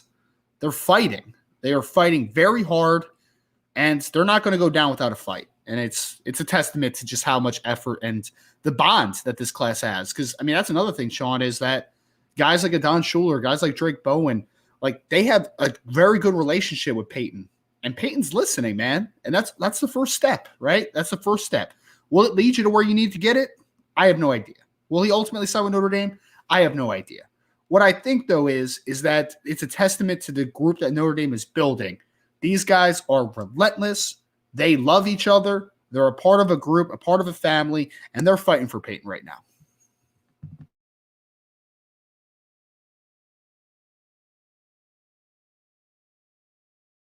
It's very difficult for young men to make these decisions. Very difficult, man. I don't look because he has connections on both sides, right? You can downplay. Look, my wife is my high school sweetheart, so people can downplay the relationship he has with his girlfriend all you want to. You know, his guy Jackson Arnold is the quarterback at Oklahoma, or if you want to believe rumors, he's getting offers from Oregon. And could they be a package deal to Oregon? It's a lot going on right now. But the most important thing that Ryan pointed out is that the staff, and I tip my cap to these 23 recruits, they just refuse to lose, man. They just refuse to believe that their guy, the one they've built a relationship with, the one that helped get Christian Gray in the class, the one that helped go ahead and solidify some of those wide receivers we previously talked about in the class. They just won't take no for an answer. And they refuse to let them go. And look, like Ryan said, out of respect, you would have thought if it was a done deal the next day after the visit, or he would have said something at the visit respectfully to Marcus Freeman. If his mind was just totally made up, like, Coach, you know what? This is where I'm going. I'm sorry. Da, da, da, da. That hasn't happened. That's not what we've heard. So, hey, I would rather be the committed team, the team with the commitment, than the team trying to get the flip 2 days out. I mean, Sean, is it possible it happens on signing day, right? It happens right before signing day? It's possible. Like, I'm not saying that Peyton Bowen's going to be in the class for Notre Dame. Right. That's not what I'm saying. All I'm saying is that it is curious that it hasn't happened yet. That's all. The fact that it hasn't happened yet, I think, is a little telling. I do. I think that's a little telling. I think that tells you that this Notre Dame class and coaches have not given up, and they are fighting to the end. Whether it is Oklahoma, whether it is Oregon, whether it is Notre Dame, whoever it ends up being for Peyton Bowen, I think that they have very well made aware to Peyton how much he means to them. And it's not just a playing perspective. Like, everybody knows Peyton's a great player. You think Adon Schuler, a fellow safety in the class, wants Peyton just because he's a great player? Nah, man. That's his buddy. Like, they play video games together, right? Like, they've been talking about this for months. Because Peyton's been in the class since January, and Don's been on the class over a year. It's not just about the player. It's just not just about the field. They build a class that they think is great people, and that's it, man. That's where we're at. So, and look, we understand the landscape, bro. If this was just like someone said, you brought it up, if this was pre-NIL, this wouldn't even be close. This recruitment wouldn't even be a question right now. We can talk. People can say all of this. If it was pre-NIL, this would be signed, sealed, delivered, in my opinion. It wouldn't even be close. Even be close. No. So when you add in other factors, it is what it is, right? So you get to see ultimately where a young man's heart lies. Yep. You know. And it's as simple as that.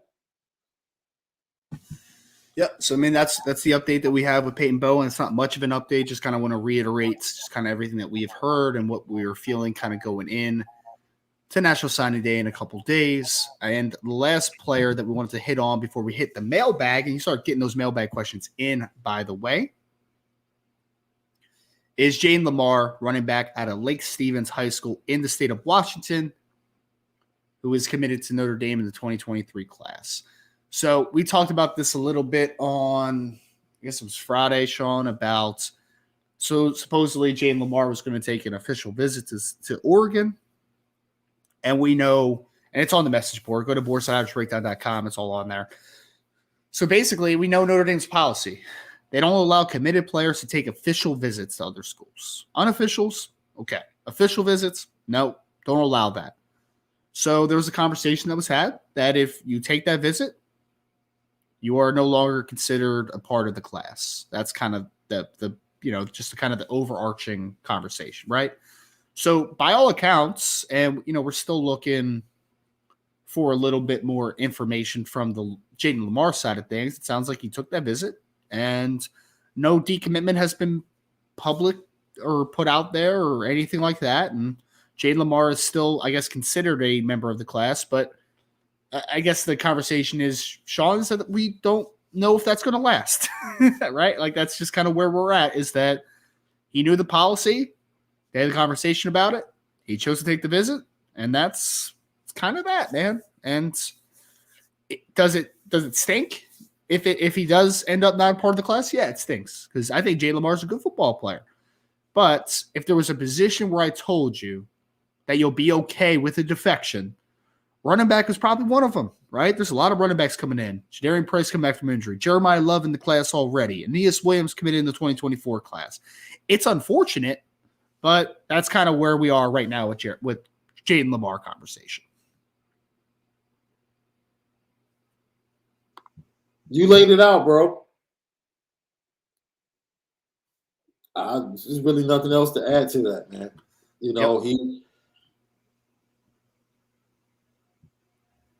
His is different because of the communication.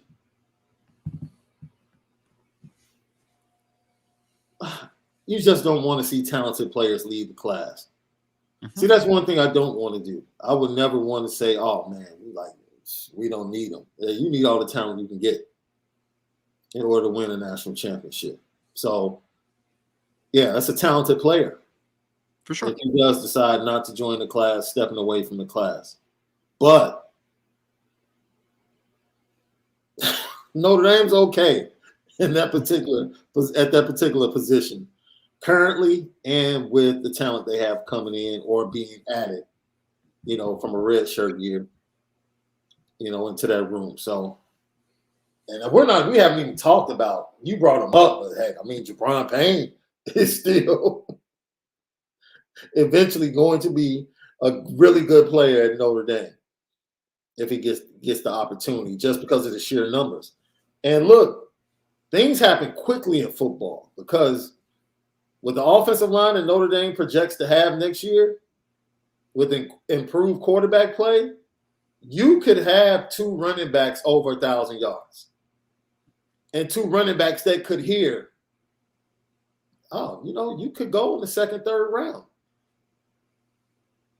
of the NFL draft, and 2 running backs that could say, all right, we came in together, we're leaving together. And now all of a sudden, Jeremiah Love, Jadarian Price, it's your show, in just a matter of a year. So, yeah, it can be very interesting the way everything changes in a short few months. Yep. And of course, we want. I don't know, is that me or Ryan? What's that? I think that's you, whatever's happening. If you can hear me. Uh-oh. Sean's having a little bit of technical difficulty. But again, we would love Jaden Lamar to be in this class. Absolutely would.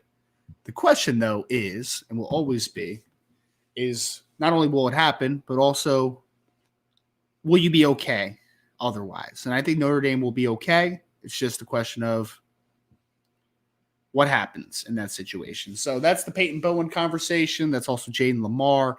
We're going to get into the mailbag, and there's a question that popped up that I think that we should hit on first in the mailbag. Before we transition, you shouldn't go anywhere, because we have a lot of recruiting questions, a lot of team questions, some Chicago Bear questions popping in here. A lot of great stuff, man. So before we hit that, though, if you can hit that like button, subscribe to the podcast, share the podcast. It's very appreciated. Hit that notification bell at the bottom of the screen, because like I said before, not only do we have the daily show where I'll be back with Brian Driscoll tomorrow, But we also have the Wednesday bonanza. That is National Signing Day. And it is going to be a wild, wild ride. We'll be live most of the day. A lot of cool interviews, by the way. I'm not going to tell you who yet, but just keep your eyes peeled for that one. 5-star reviews on any of your favorite podcast platforms. But now this is going to end the Notre Dame recruiting hour. We're going to get into mailbag. Thank you all for joining us today. All right, Sean, it looks like you're back.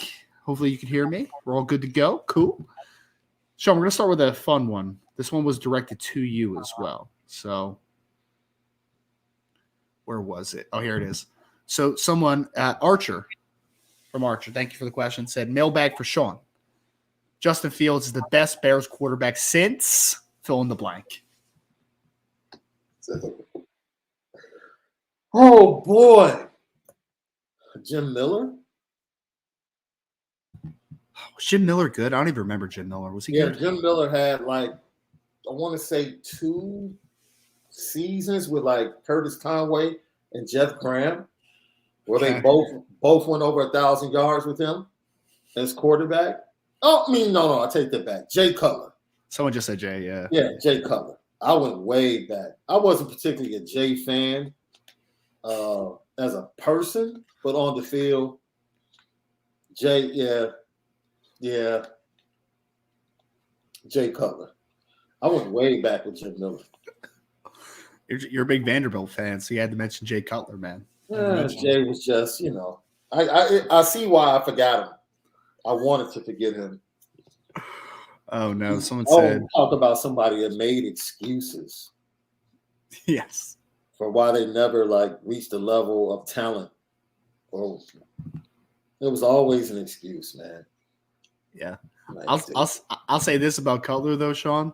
Just as far as, pure arm strength, my guy had a rifle for an arm, man. An absolute rifle. So he had to throw a pretty ball, Jay Cutler. Very pretty ball. Yeah, unfortunately, he threw it to the other team way too much. He did. Have you ever, Sean, are you a South Park fan by any chance? I used to be. Not as much anymore. But yeah, 10 years ago, I was locked in. So you may know this then. There was a South Park episode where someone, they were based in Colorado, South Park. And it was when Jay Cutler was still on the Broncos. And they saw one of the kids was like, oh, look, it's Jay Cutler. And then someone's like, oh, who's that? And he's like, oh, my dad said he might be good someday. That's funny. Fantastic, man. But we're still waiting for him to be good. Still to this day. Oh, man. I don't even care. I love South Park so much, man. That was hysterical. Sorry. He might be good someday. Fantastic. Absolutely fantastic. We had a question here from Berkshire York, Sean, that just asked, what changed with Jaden Lamar? Berkshire, I don't think anything changed. I mean, if you're I think you might be on the message board, but if you're not, we talked about Berkshire Yank, by the way. I think I said York. We talked about this, and Brian had kind of been steady on this one, is that this was one where the staff wasn't feeling great about it for a few weeks before this. And this is no fault of Jaden. It's not, because Jaden has been upfront with the staff about taking visits. He has been, and he talked to the staff before this recent visit to Oregon, was upfront with them. So it's not like he's just sleeking behind the back type of thing. But it's just, I think that there's some part of Jaden that really wants to be at Notre Dame, and I think there's another part that wants to stay out west. So just kind of where we're at, man. Again, but I don't think I would say what changed. I think it was always a little there. It's just getting closer to signing day. That gets amplified sometimes, but appreciate the question. Also had Robert Bishop threw in another running back question for 2023. Is Jeremiah Love still solid? I really think he's a difference maker. Well, Robert, I agree. I think he's a difference maker at the next level. Not only as a running back, I think he can catch the football really well. He's a dynamic athlete. There's no doubt about it. Is he still solid? Yeah, absolutely. That's where I'm at, man. I don't think that he was ever not solid. And I'm not saying you're saying this, Robert. I'm saying that you've heard a lot of his name get thrown out there. Leading up to the Notre Dame decision, people are talking about it's trending in Texas A&M's direction and all this stuff. Most of that wasn't true, we're being completely honest, right? And then with the most recent stuff, a source put out there that he was trending towards Michigan. And we talked to someone very close to Jeremiah, and they basically said, like, that's a BS report. Like, that's not, like, they're not talking to Michigan. They're not going to Michigan. It's just not happening. So I think that, yes, Jeremiah is very solid to Notre Dame. I think especially seeing Dylan McCullough last week was a great opportunity, and I think he just continues to sell the vision. So I think Dylan McCullough's done a tremendous job in the Jeremiah Love recruitment, because he's the one guy. I mean, yeah, that family talks about Marcus Freeman, of course. They talk about Notre Dame education, like all that stuff, right? But the one person that is brought up every single time I talk to any person close to Love or Jeremiah himself is Dylan McCullough, man. That's his guy.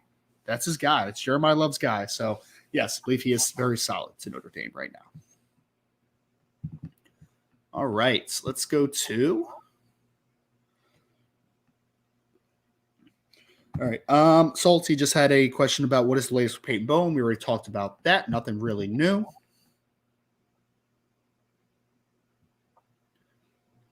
Let's go to Sean. Have you seen this movie? I want to throw up Robert Bishop's comment who just said, "Side note: I watched Black Adam yesterday. It was a terrible movie. I haven't seen it. I don't know if it's terrible or not." But Man, the previews look terrible. So man, that was enough for me not to get involved with it.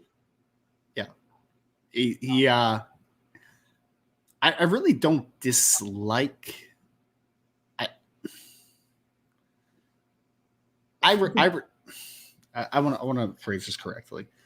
I don't dislike The Rock as an actor, Dwayne Johnson, but he was a weird cast in that one, don't you think? It was a little bit of a weird cast in my opinion.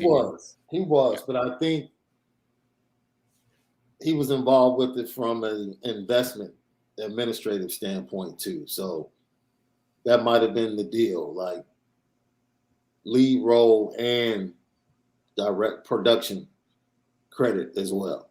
Mm-hmm. So it was a bad look. It was a bad look. Yeah, they're gonna lose some money on that one. You know, a crazy thing I heard, Sean, and I know this is awful. This is completely random because we're talking about movies right now, but the new Avatar came out, and apparently they did like multi-$100 million in the first weekend at the box office. Yeah. Do you know, though, for them to break even on that movie, they have to do $2 billion in the box office to break even? Did you say $2 billion? $2 billion to break even, man. Not even talking about making money. I'm talking about breaking even so you don't lose money. Talk about misjudging the market. Like, one Avatar was enough, man. Yeah.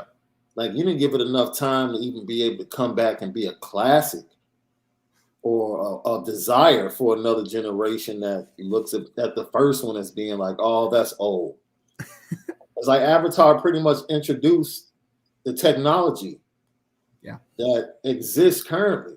CGI and everything. Yeah, from a movie standpoint. So, like, let that breathe before you, like, bring it back or try to take it to the next level. They misjudged the market on that one. They sure did. But they're going to make some money, I guess, maybe. We'll see what happens. Tyler Binch had this one to say about our Rock conversation, Sean. He said, Rock's only good movie was Moana. I agree 100%. Moana is a great movie. I enjoy Hobbs and Shaw. I don't know what that is. What is that? It's part of the Fast and the Furious. Oh, gotcha. Yeah. Yeah, I mean, he's been in a couple of the Fast and Furious movies that was pretty good. The one in Cuba was pretty good. I mean, it's not his movie, but I mean, I get it. I agree. I can't think of a lot of Dwayne Johnson movies. Like his sitcom, though, is actually funny. That's based on his real life. Yeah. I've seen that a little bit. Yeah, I've seen that a little bit. I've seen a couple of funny episodes. So, man, some of his movies are awful, though. Man, I watched. Do you remember the Tooth Fairy? I don't know if I ever saw it. I remember that one. You remember the Tooth Fairy? That was awful, man. It was so bad. Jungle Cruise. I saw Jungle Cruise. That actually wasn't the worst Rock movie of all time, but it wasn't good either. Wasn't good. What's the other one he's in with? Oh man, with Kevin Hart. Jumanji. Is it Jumanji? Oh, was he? Oh, yeah, he was in Jumanji. I saw that. Yeah. I saw that. Yeah, it was. I haven't. My daughter swears by the second one. She said she's like, dude, the second one was hilarious. I'm like, all right. I still haven't seen it. The first Jumanji is a classic. Robin Williams, and that thing was absolutely genius. That's the classic. Nah. With The Rock, I can't do it. That's the one where they go in the video game, right? Isn't that what that one is? I think so. Yeah. Nah. We're good. We're good on that. Someone said Central Intelligence. Oh, that was actually funny, I think. That was funny, wasn't it? Wasn't that funny, though? I think that was funny. I can't remember. It was all right. Huh. All right. I love movie conversations, man. We could do this all day. Someone just put this in, Sean. Where did it go? So people always messing with me in here, man. People always messing with me. Where was it?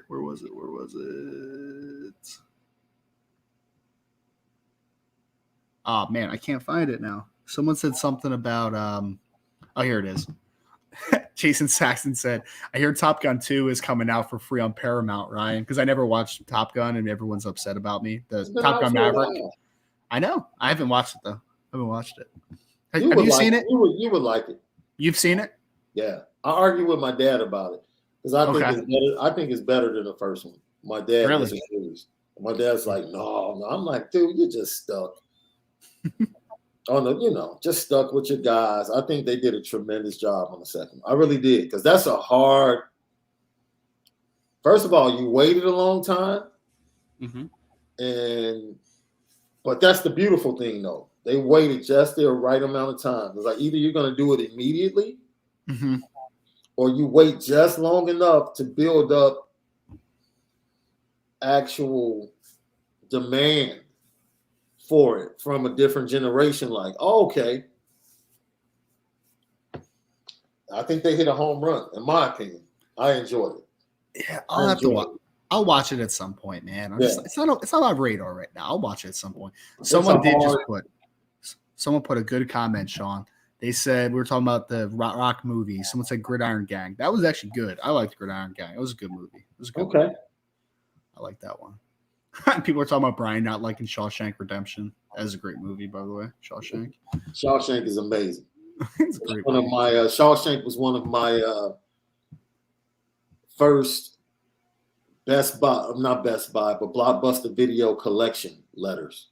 Because I just kept the movie. Love it. I watched it so much after renting it. I just kept it, and I actually thought it was mine. And here comes this letter like, you owe us for the movie. We had Melton fan getting back to football conversation who said, Mailbag, at what point does a player rating stop getting updated? And do you think Armel gets a 4-star before them? So, I mean, there's definitely one after the All-Star circuit that's coming up. So there's one at the end of December, and then the other one that's in San Antonio is in the beginning of January, the two main ones. So there will be a rankings update after the All-Star games. I don't know if there's another one after that, but I mean, there shouldn't, because that's the last data point, right, is the All-Star circuit. But Armel Mukum, though, Melton fan, for your question, I think it's 247 Sports that has Armel as the number 191 player in the country and a 4-star recruit. So he has been bumped up to 4-star. Sean, I think there's 24 players in Notre Dame's class that are committed right now that are currently sit as 4-star caliber recruit on at least one service. I just want people to let that sink in for a second, man. 24 recruits that are 4 stars. 24. It's pretty wild. Yeah. We had next question from Caleb Collins. Mailbag. I don't watch much NFL, but it seems rigged with the poor officiating. Why is officiating so bad right now, especially the Terry McLaurin incident last night? Did you see that one last night, Sean? I did. And I need an explanation, because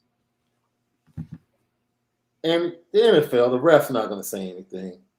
They'll have a spokesperson say something to explain it away, and they'll say it was something along the lines of miscommunication.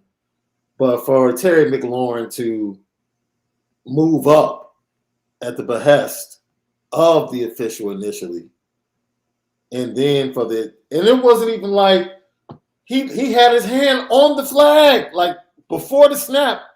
Sean, he checked with him. Yes. He's like, I'm on, or I forget if he was on or off, but yeah, he checked with the ref, and the ref was just like, cool. I mean, he had the flag ready, to your point.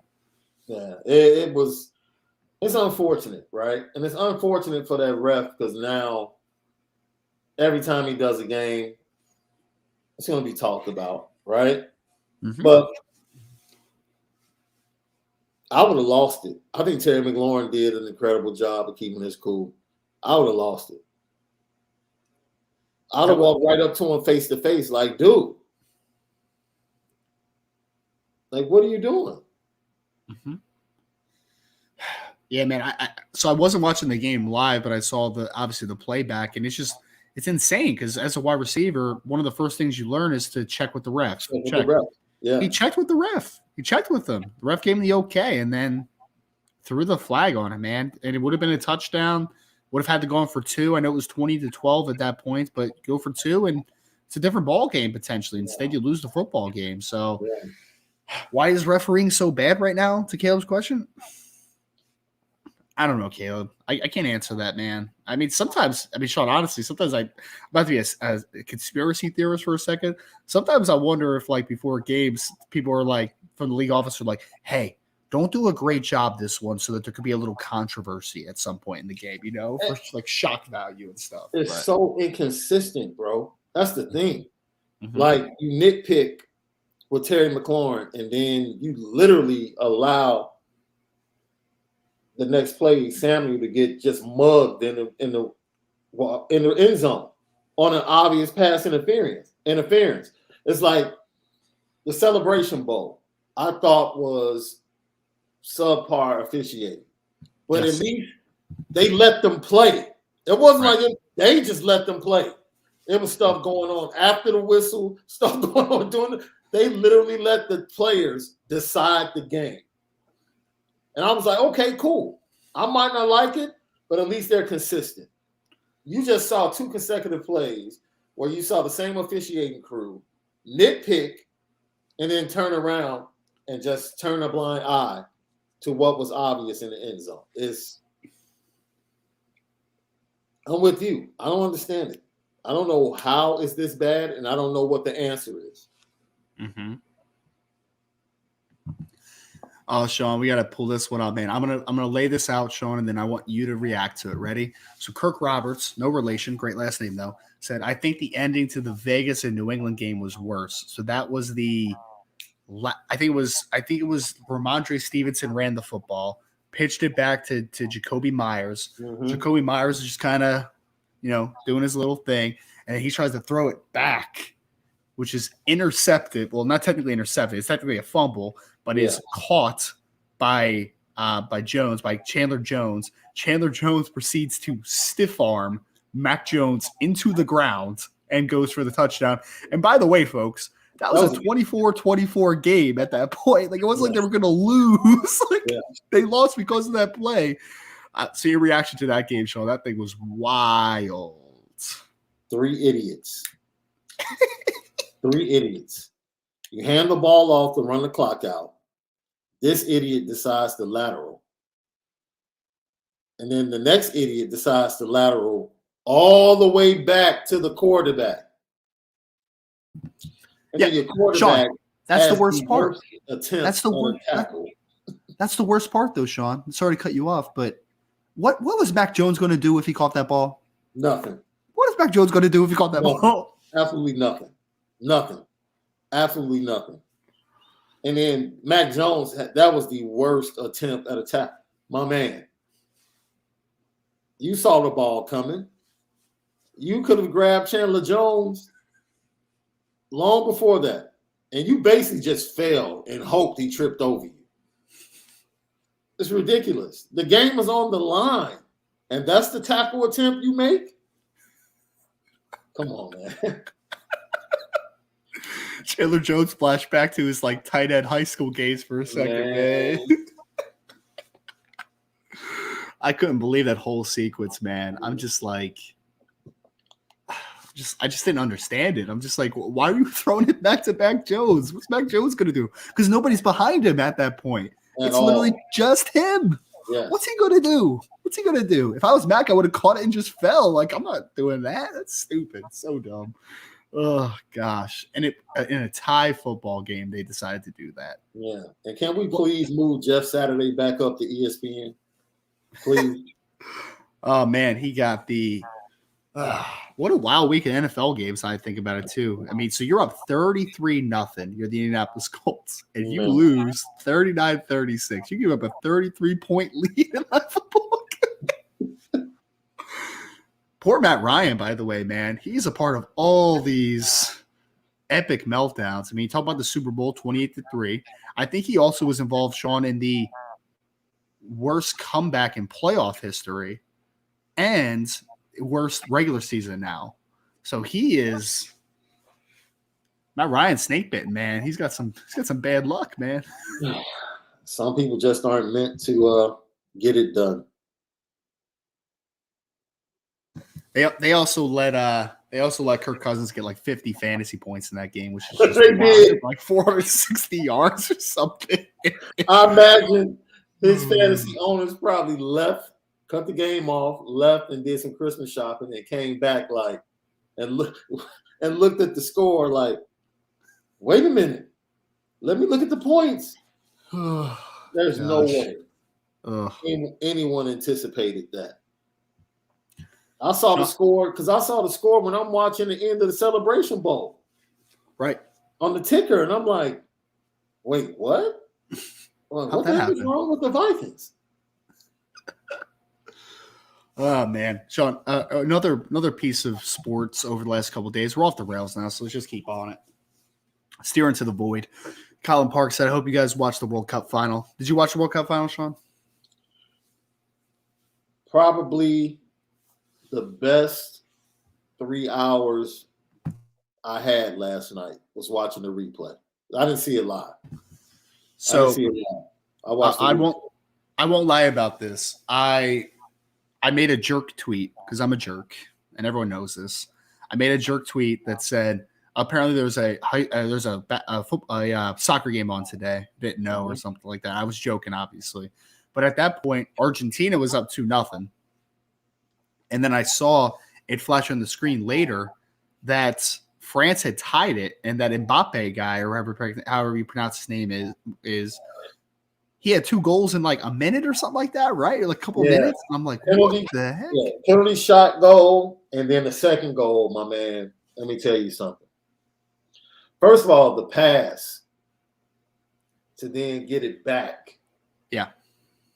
Dude, they're like passing with the outside of their foot in the air over people. Like the level of play from those two teams yesterday, I don't think people realized that was like high-level soccer. And I'm not like a huge soccer fan, but I knew that this is going to sound disrespectful. Like, okay, I watched the USA games. This is like a totally different level of skill that I watched between Argentina and France yesterday. And that's just not USA. That's a lot of teams. They're the best 2 teams.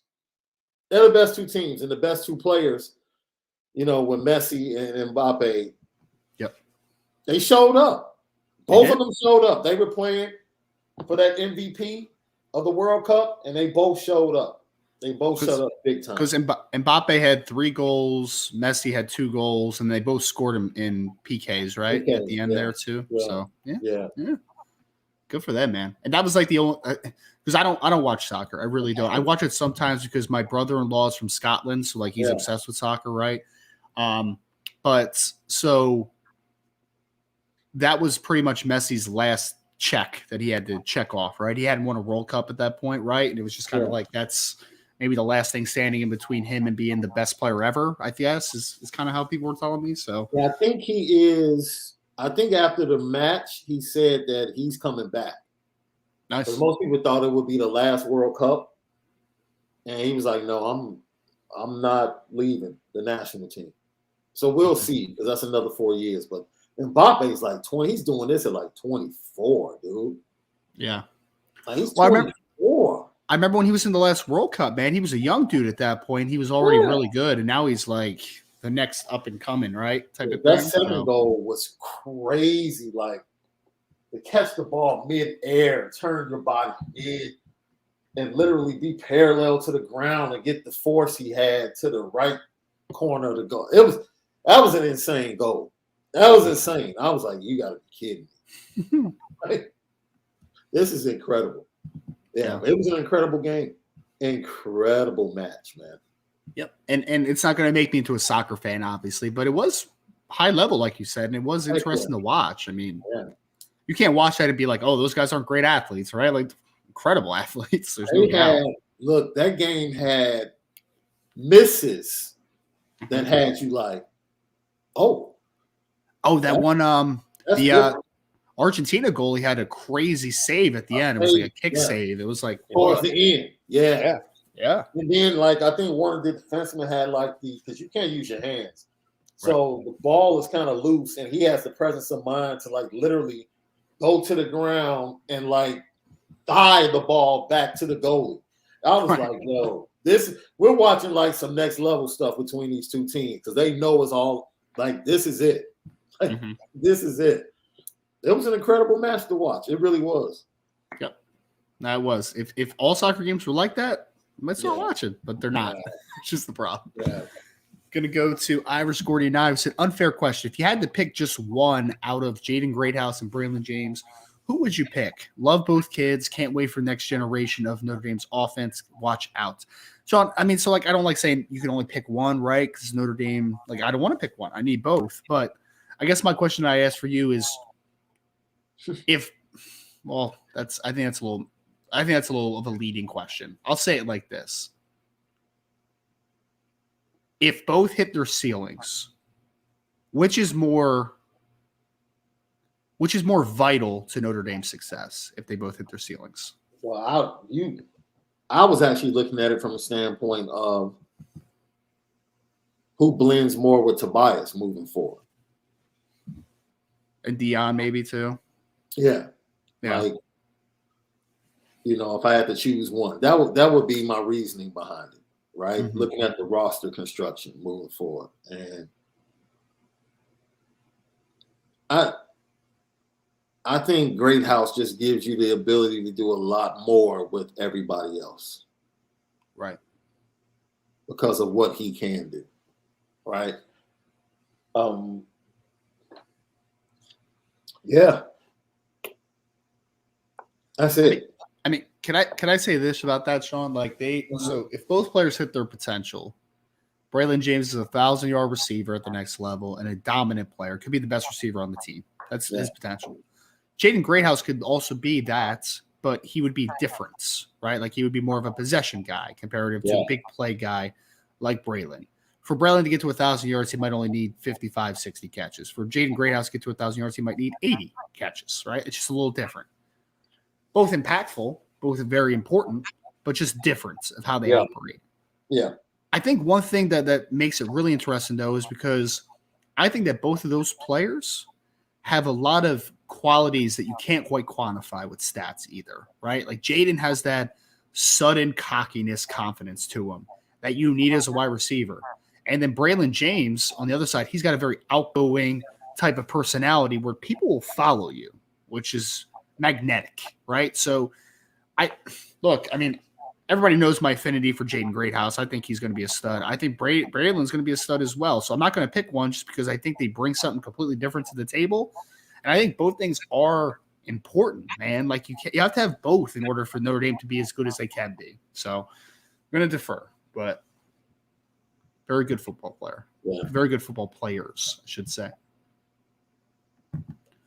We had Jeff Nelson. Sean said, does being Catholic an issue with Notre Dame? Can you attend there if you're not Catholic? So, yes, you can attend if you're not Catholic. Just want to hit on this one real quick. I mean, there's been players that have played football at Notre Dame that were not Catholic, right? I think that there's a lot of different beliefs now kind of put into the program, right? And I think players, student athletes more, or I just say students in general, they go for more varying reasons than just your spirituality and your religion, right? Like that's not the end all be all for a lot of kids. I think a lot of them go because of the great academics, obviously, the great relationships, the great networking, the great, vibes in the campus, a good fit in that way. So no, they don't have to be Catholic, and Notre Dame doesn't push that on guys either, right? Like the coaching staff is going to be like, oh, you're not Catholic, we can't recruit you. Like that's not how that works, right? It's just, I think there's a belief that each person understands that, whatever another person believes, you respect that, because that's just kind of where we're at with that. So yes, no, not everybody is Catholic, but great question. We already hit that one. Sean, I'll let you answer this one to start. Brent Smith said, how good is Adon Schuler? As good as he wants to be. No, seriously, he's really that good. I love him. I think he has a flexibility to be great in the box, and I think he can cover good enough at this point in time. I think he's going to get faster and more athletic, and he might be able to play big in certain situations, certain dime and nickel packages. So he's a great talent, man. But I think he is so used to being impactful. For me, the mindset, not just the physical attributes, but the mindset of the guys that they're getting are so much along the lines of winners. They're getting winners in this class, man. And they just are not going to be stopped. They're going to find a way to make an impact, find a way to win games, and find a way to be great on the football field. That's the most impressive thing to me about this class, that they're winners. And Adon Schuler is a winner. He's fantastic. And everybody that doubts him from an athletic standpoint, there's a reason the big dogs came in late trying to get him. So he's fantastic, in my opinion. Yeah, I don't think Alabama and Georgia would have offered him if they didn't think he was a dude, right? Yeah. I mean, that's the point where Georgia tried to come in late and get Adon Schuler too, to your point. So 100% agree. Sean, we've had Notre Dame players on the podcast before, but we have one in the comments section here. Jared Grace, former Notre Dame linebacker, just popped in a little bit of information. Want to pop it in there? Said maybe 50% of the football team is Catholic. Campus is 85-ish%. Campus is open to all. Thanks, Jared, for that. For those numbers, it's more important. I think that's one of the coolest things. I know Christian Gray talked about that. Mm-hmm. Like when he was being recruited, that's one of the things that draws him is the faith-based diversity amongst the team. So. Yep. Yeah. And the openness to it, right? Like that we accept it type of thing. Yeah. So. Yeah. All right, we're going to go to John. I did actually just see this before we got on. Saw Drew Pine is visiting Arizona State. Any thoughts on his fit there? So obviously Kenny Dillingham is now the head coach for Arizona State, was the former offensive coordinator at Oregon. I guess your thoughts as far as how Drew Pine might fit out there in Arizona State. He made Bo Nix look all right. He sure did. He made him look good. So, hey, shout out to Drew. That's a heck of an upgrade as far as partying from a university standpoint. Mm-hmm. Because the parties in Arizona and Tempe are epic. Actually, to most universities. I'm interested to see what happens with Arizona State, just on a side note, Sean, because Kenny Dillingham's going to be an interesting head coaching candidate. I actually had a buddy that was a former scout that is interviewing for their director of player personnel position with their program as well today, actually. So we'll see, man. We'll see. They have their administration is going through an overhaul, right? Because of all that stuff that happened with Herm Edwards and the administration giving, notes to like the opposing team about what. Oh man, that's a tough situation for Dillingham. I hope they're patient because I think you can win at Arizona State. Yep, you can win at Arizona State, no doubt. Yeah, no, I said this before too, and we talked about this before. Arizona is an evolving recruiting base as well, so you'll be able to get some recruits out of that state. And I think where Arizona State's good, they're kind of like a cool team, because they got like different style uniforms and like there's a vibe to them. It is a party school, which doesn't hurt, honestly. But I see someone in the chat saying, "Man, why are they trying to get rid of the party school label for what?" Mm-hmm. It's Arizona. It's great. Why wouldn't you want to be seen as a party school? Like, so what? Doesn't hurt you really. No, like the University of Wisconsin is like one of the top 10 party schools. in a cold weather place, and they embrace it. I'm here to tell you, they embrace it in Madison. Absolutely. So that's nothing to be ashamed of. It comes with the territory.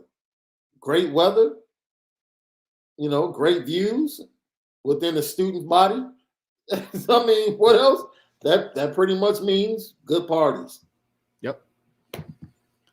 And I know that a lot of former players enjoyed their time, right? Like this is what it is, man. Yeah. I mean, it's not. It doesn't have to be what you sell, but it's not like a deterrence for a lot of people. I mean, I guess maybe parents wouldn't like it as much. I guess I don't know. Whatever. If that's the case, every school is a great party school from a parent standpoint. That's true. Robert Bishop just asked, can a player decommit after signing a letter of intent? So, Robert, no, not decommit. After they sign a letter of intent, though, there has been certain situations where a player asked to be let go or released of their letter of intent. Yeah. What was the defensive tackle that went to UCLA a few years ago? Eddie Vanderdoes was one that signed with Notre Dame. Or something like that. Yep.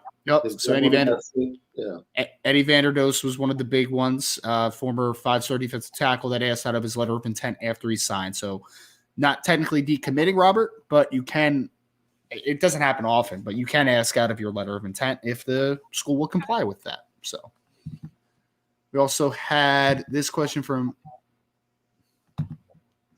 we had a question from – I don't know how to pronounce that, Lilo Galanta. I don't know. Yeah, that's Lilo Galante.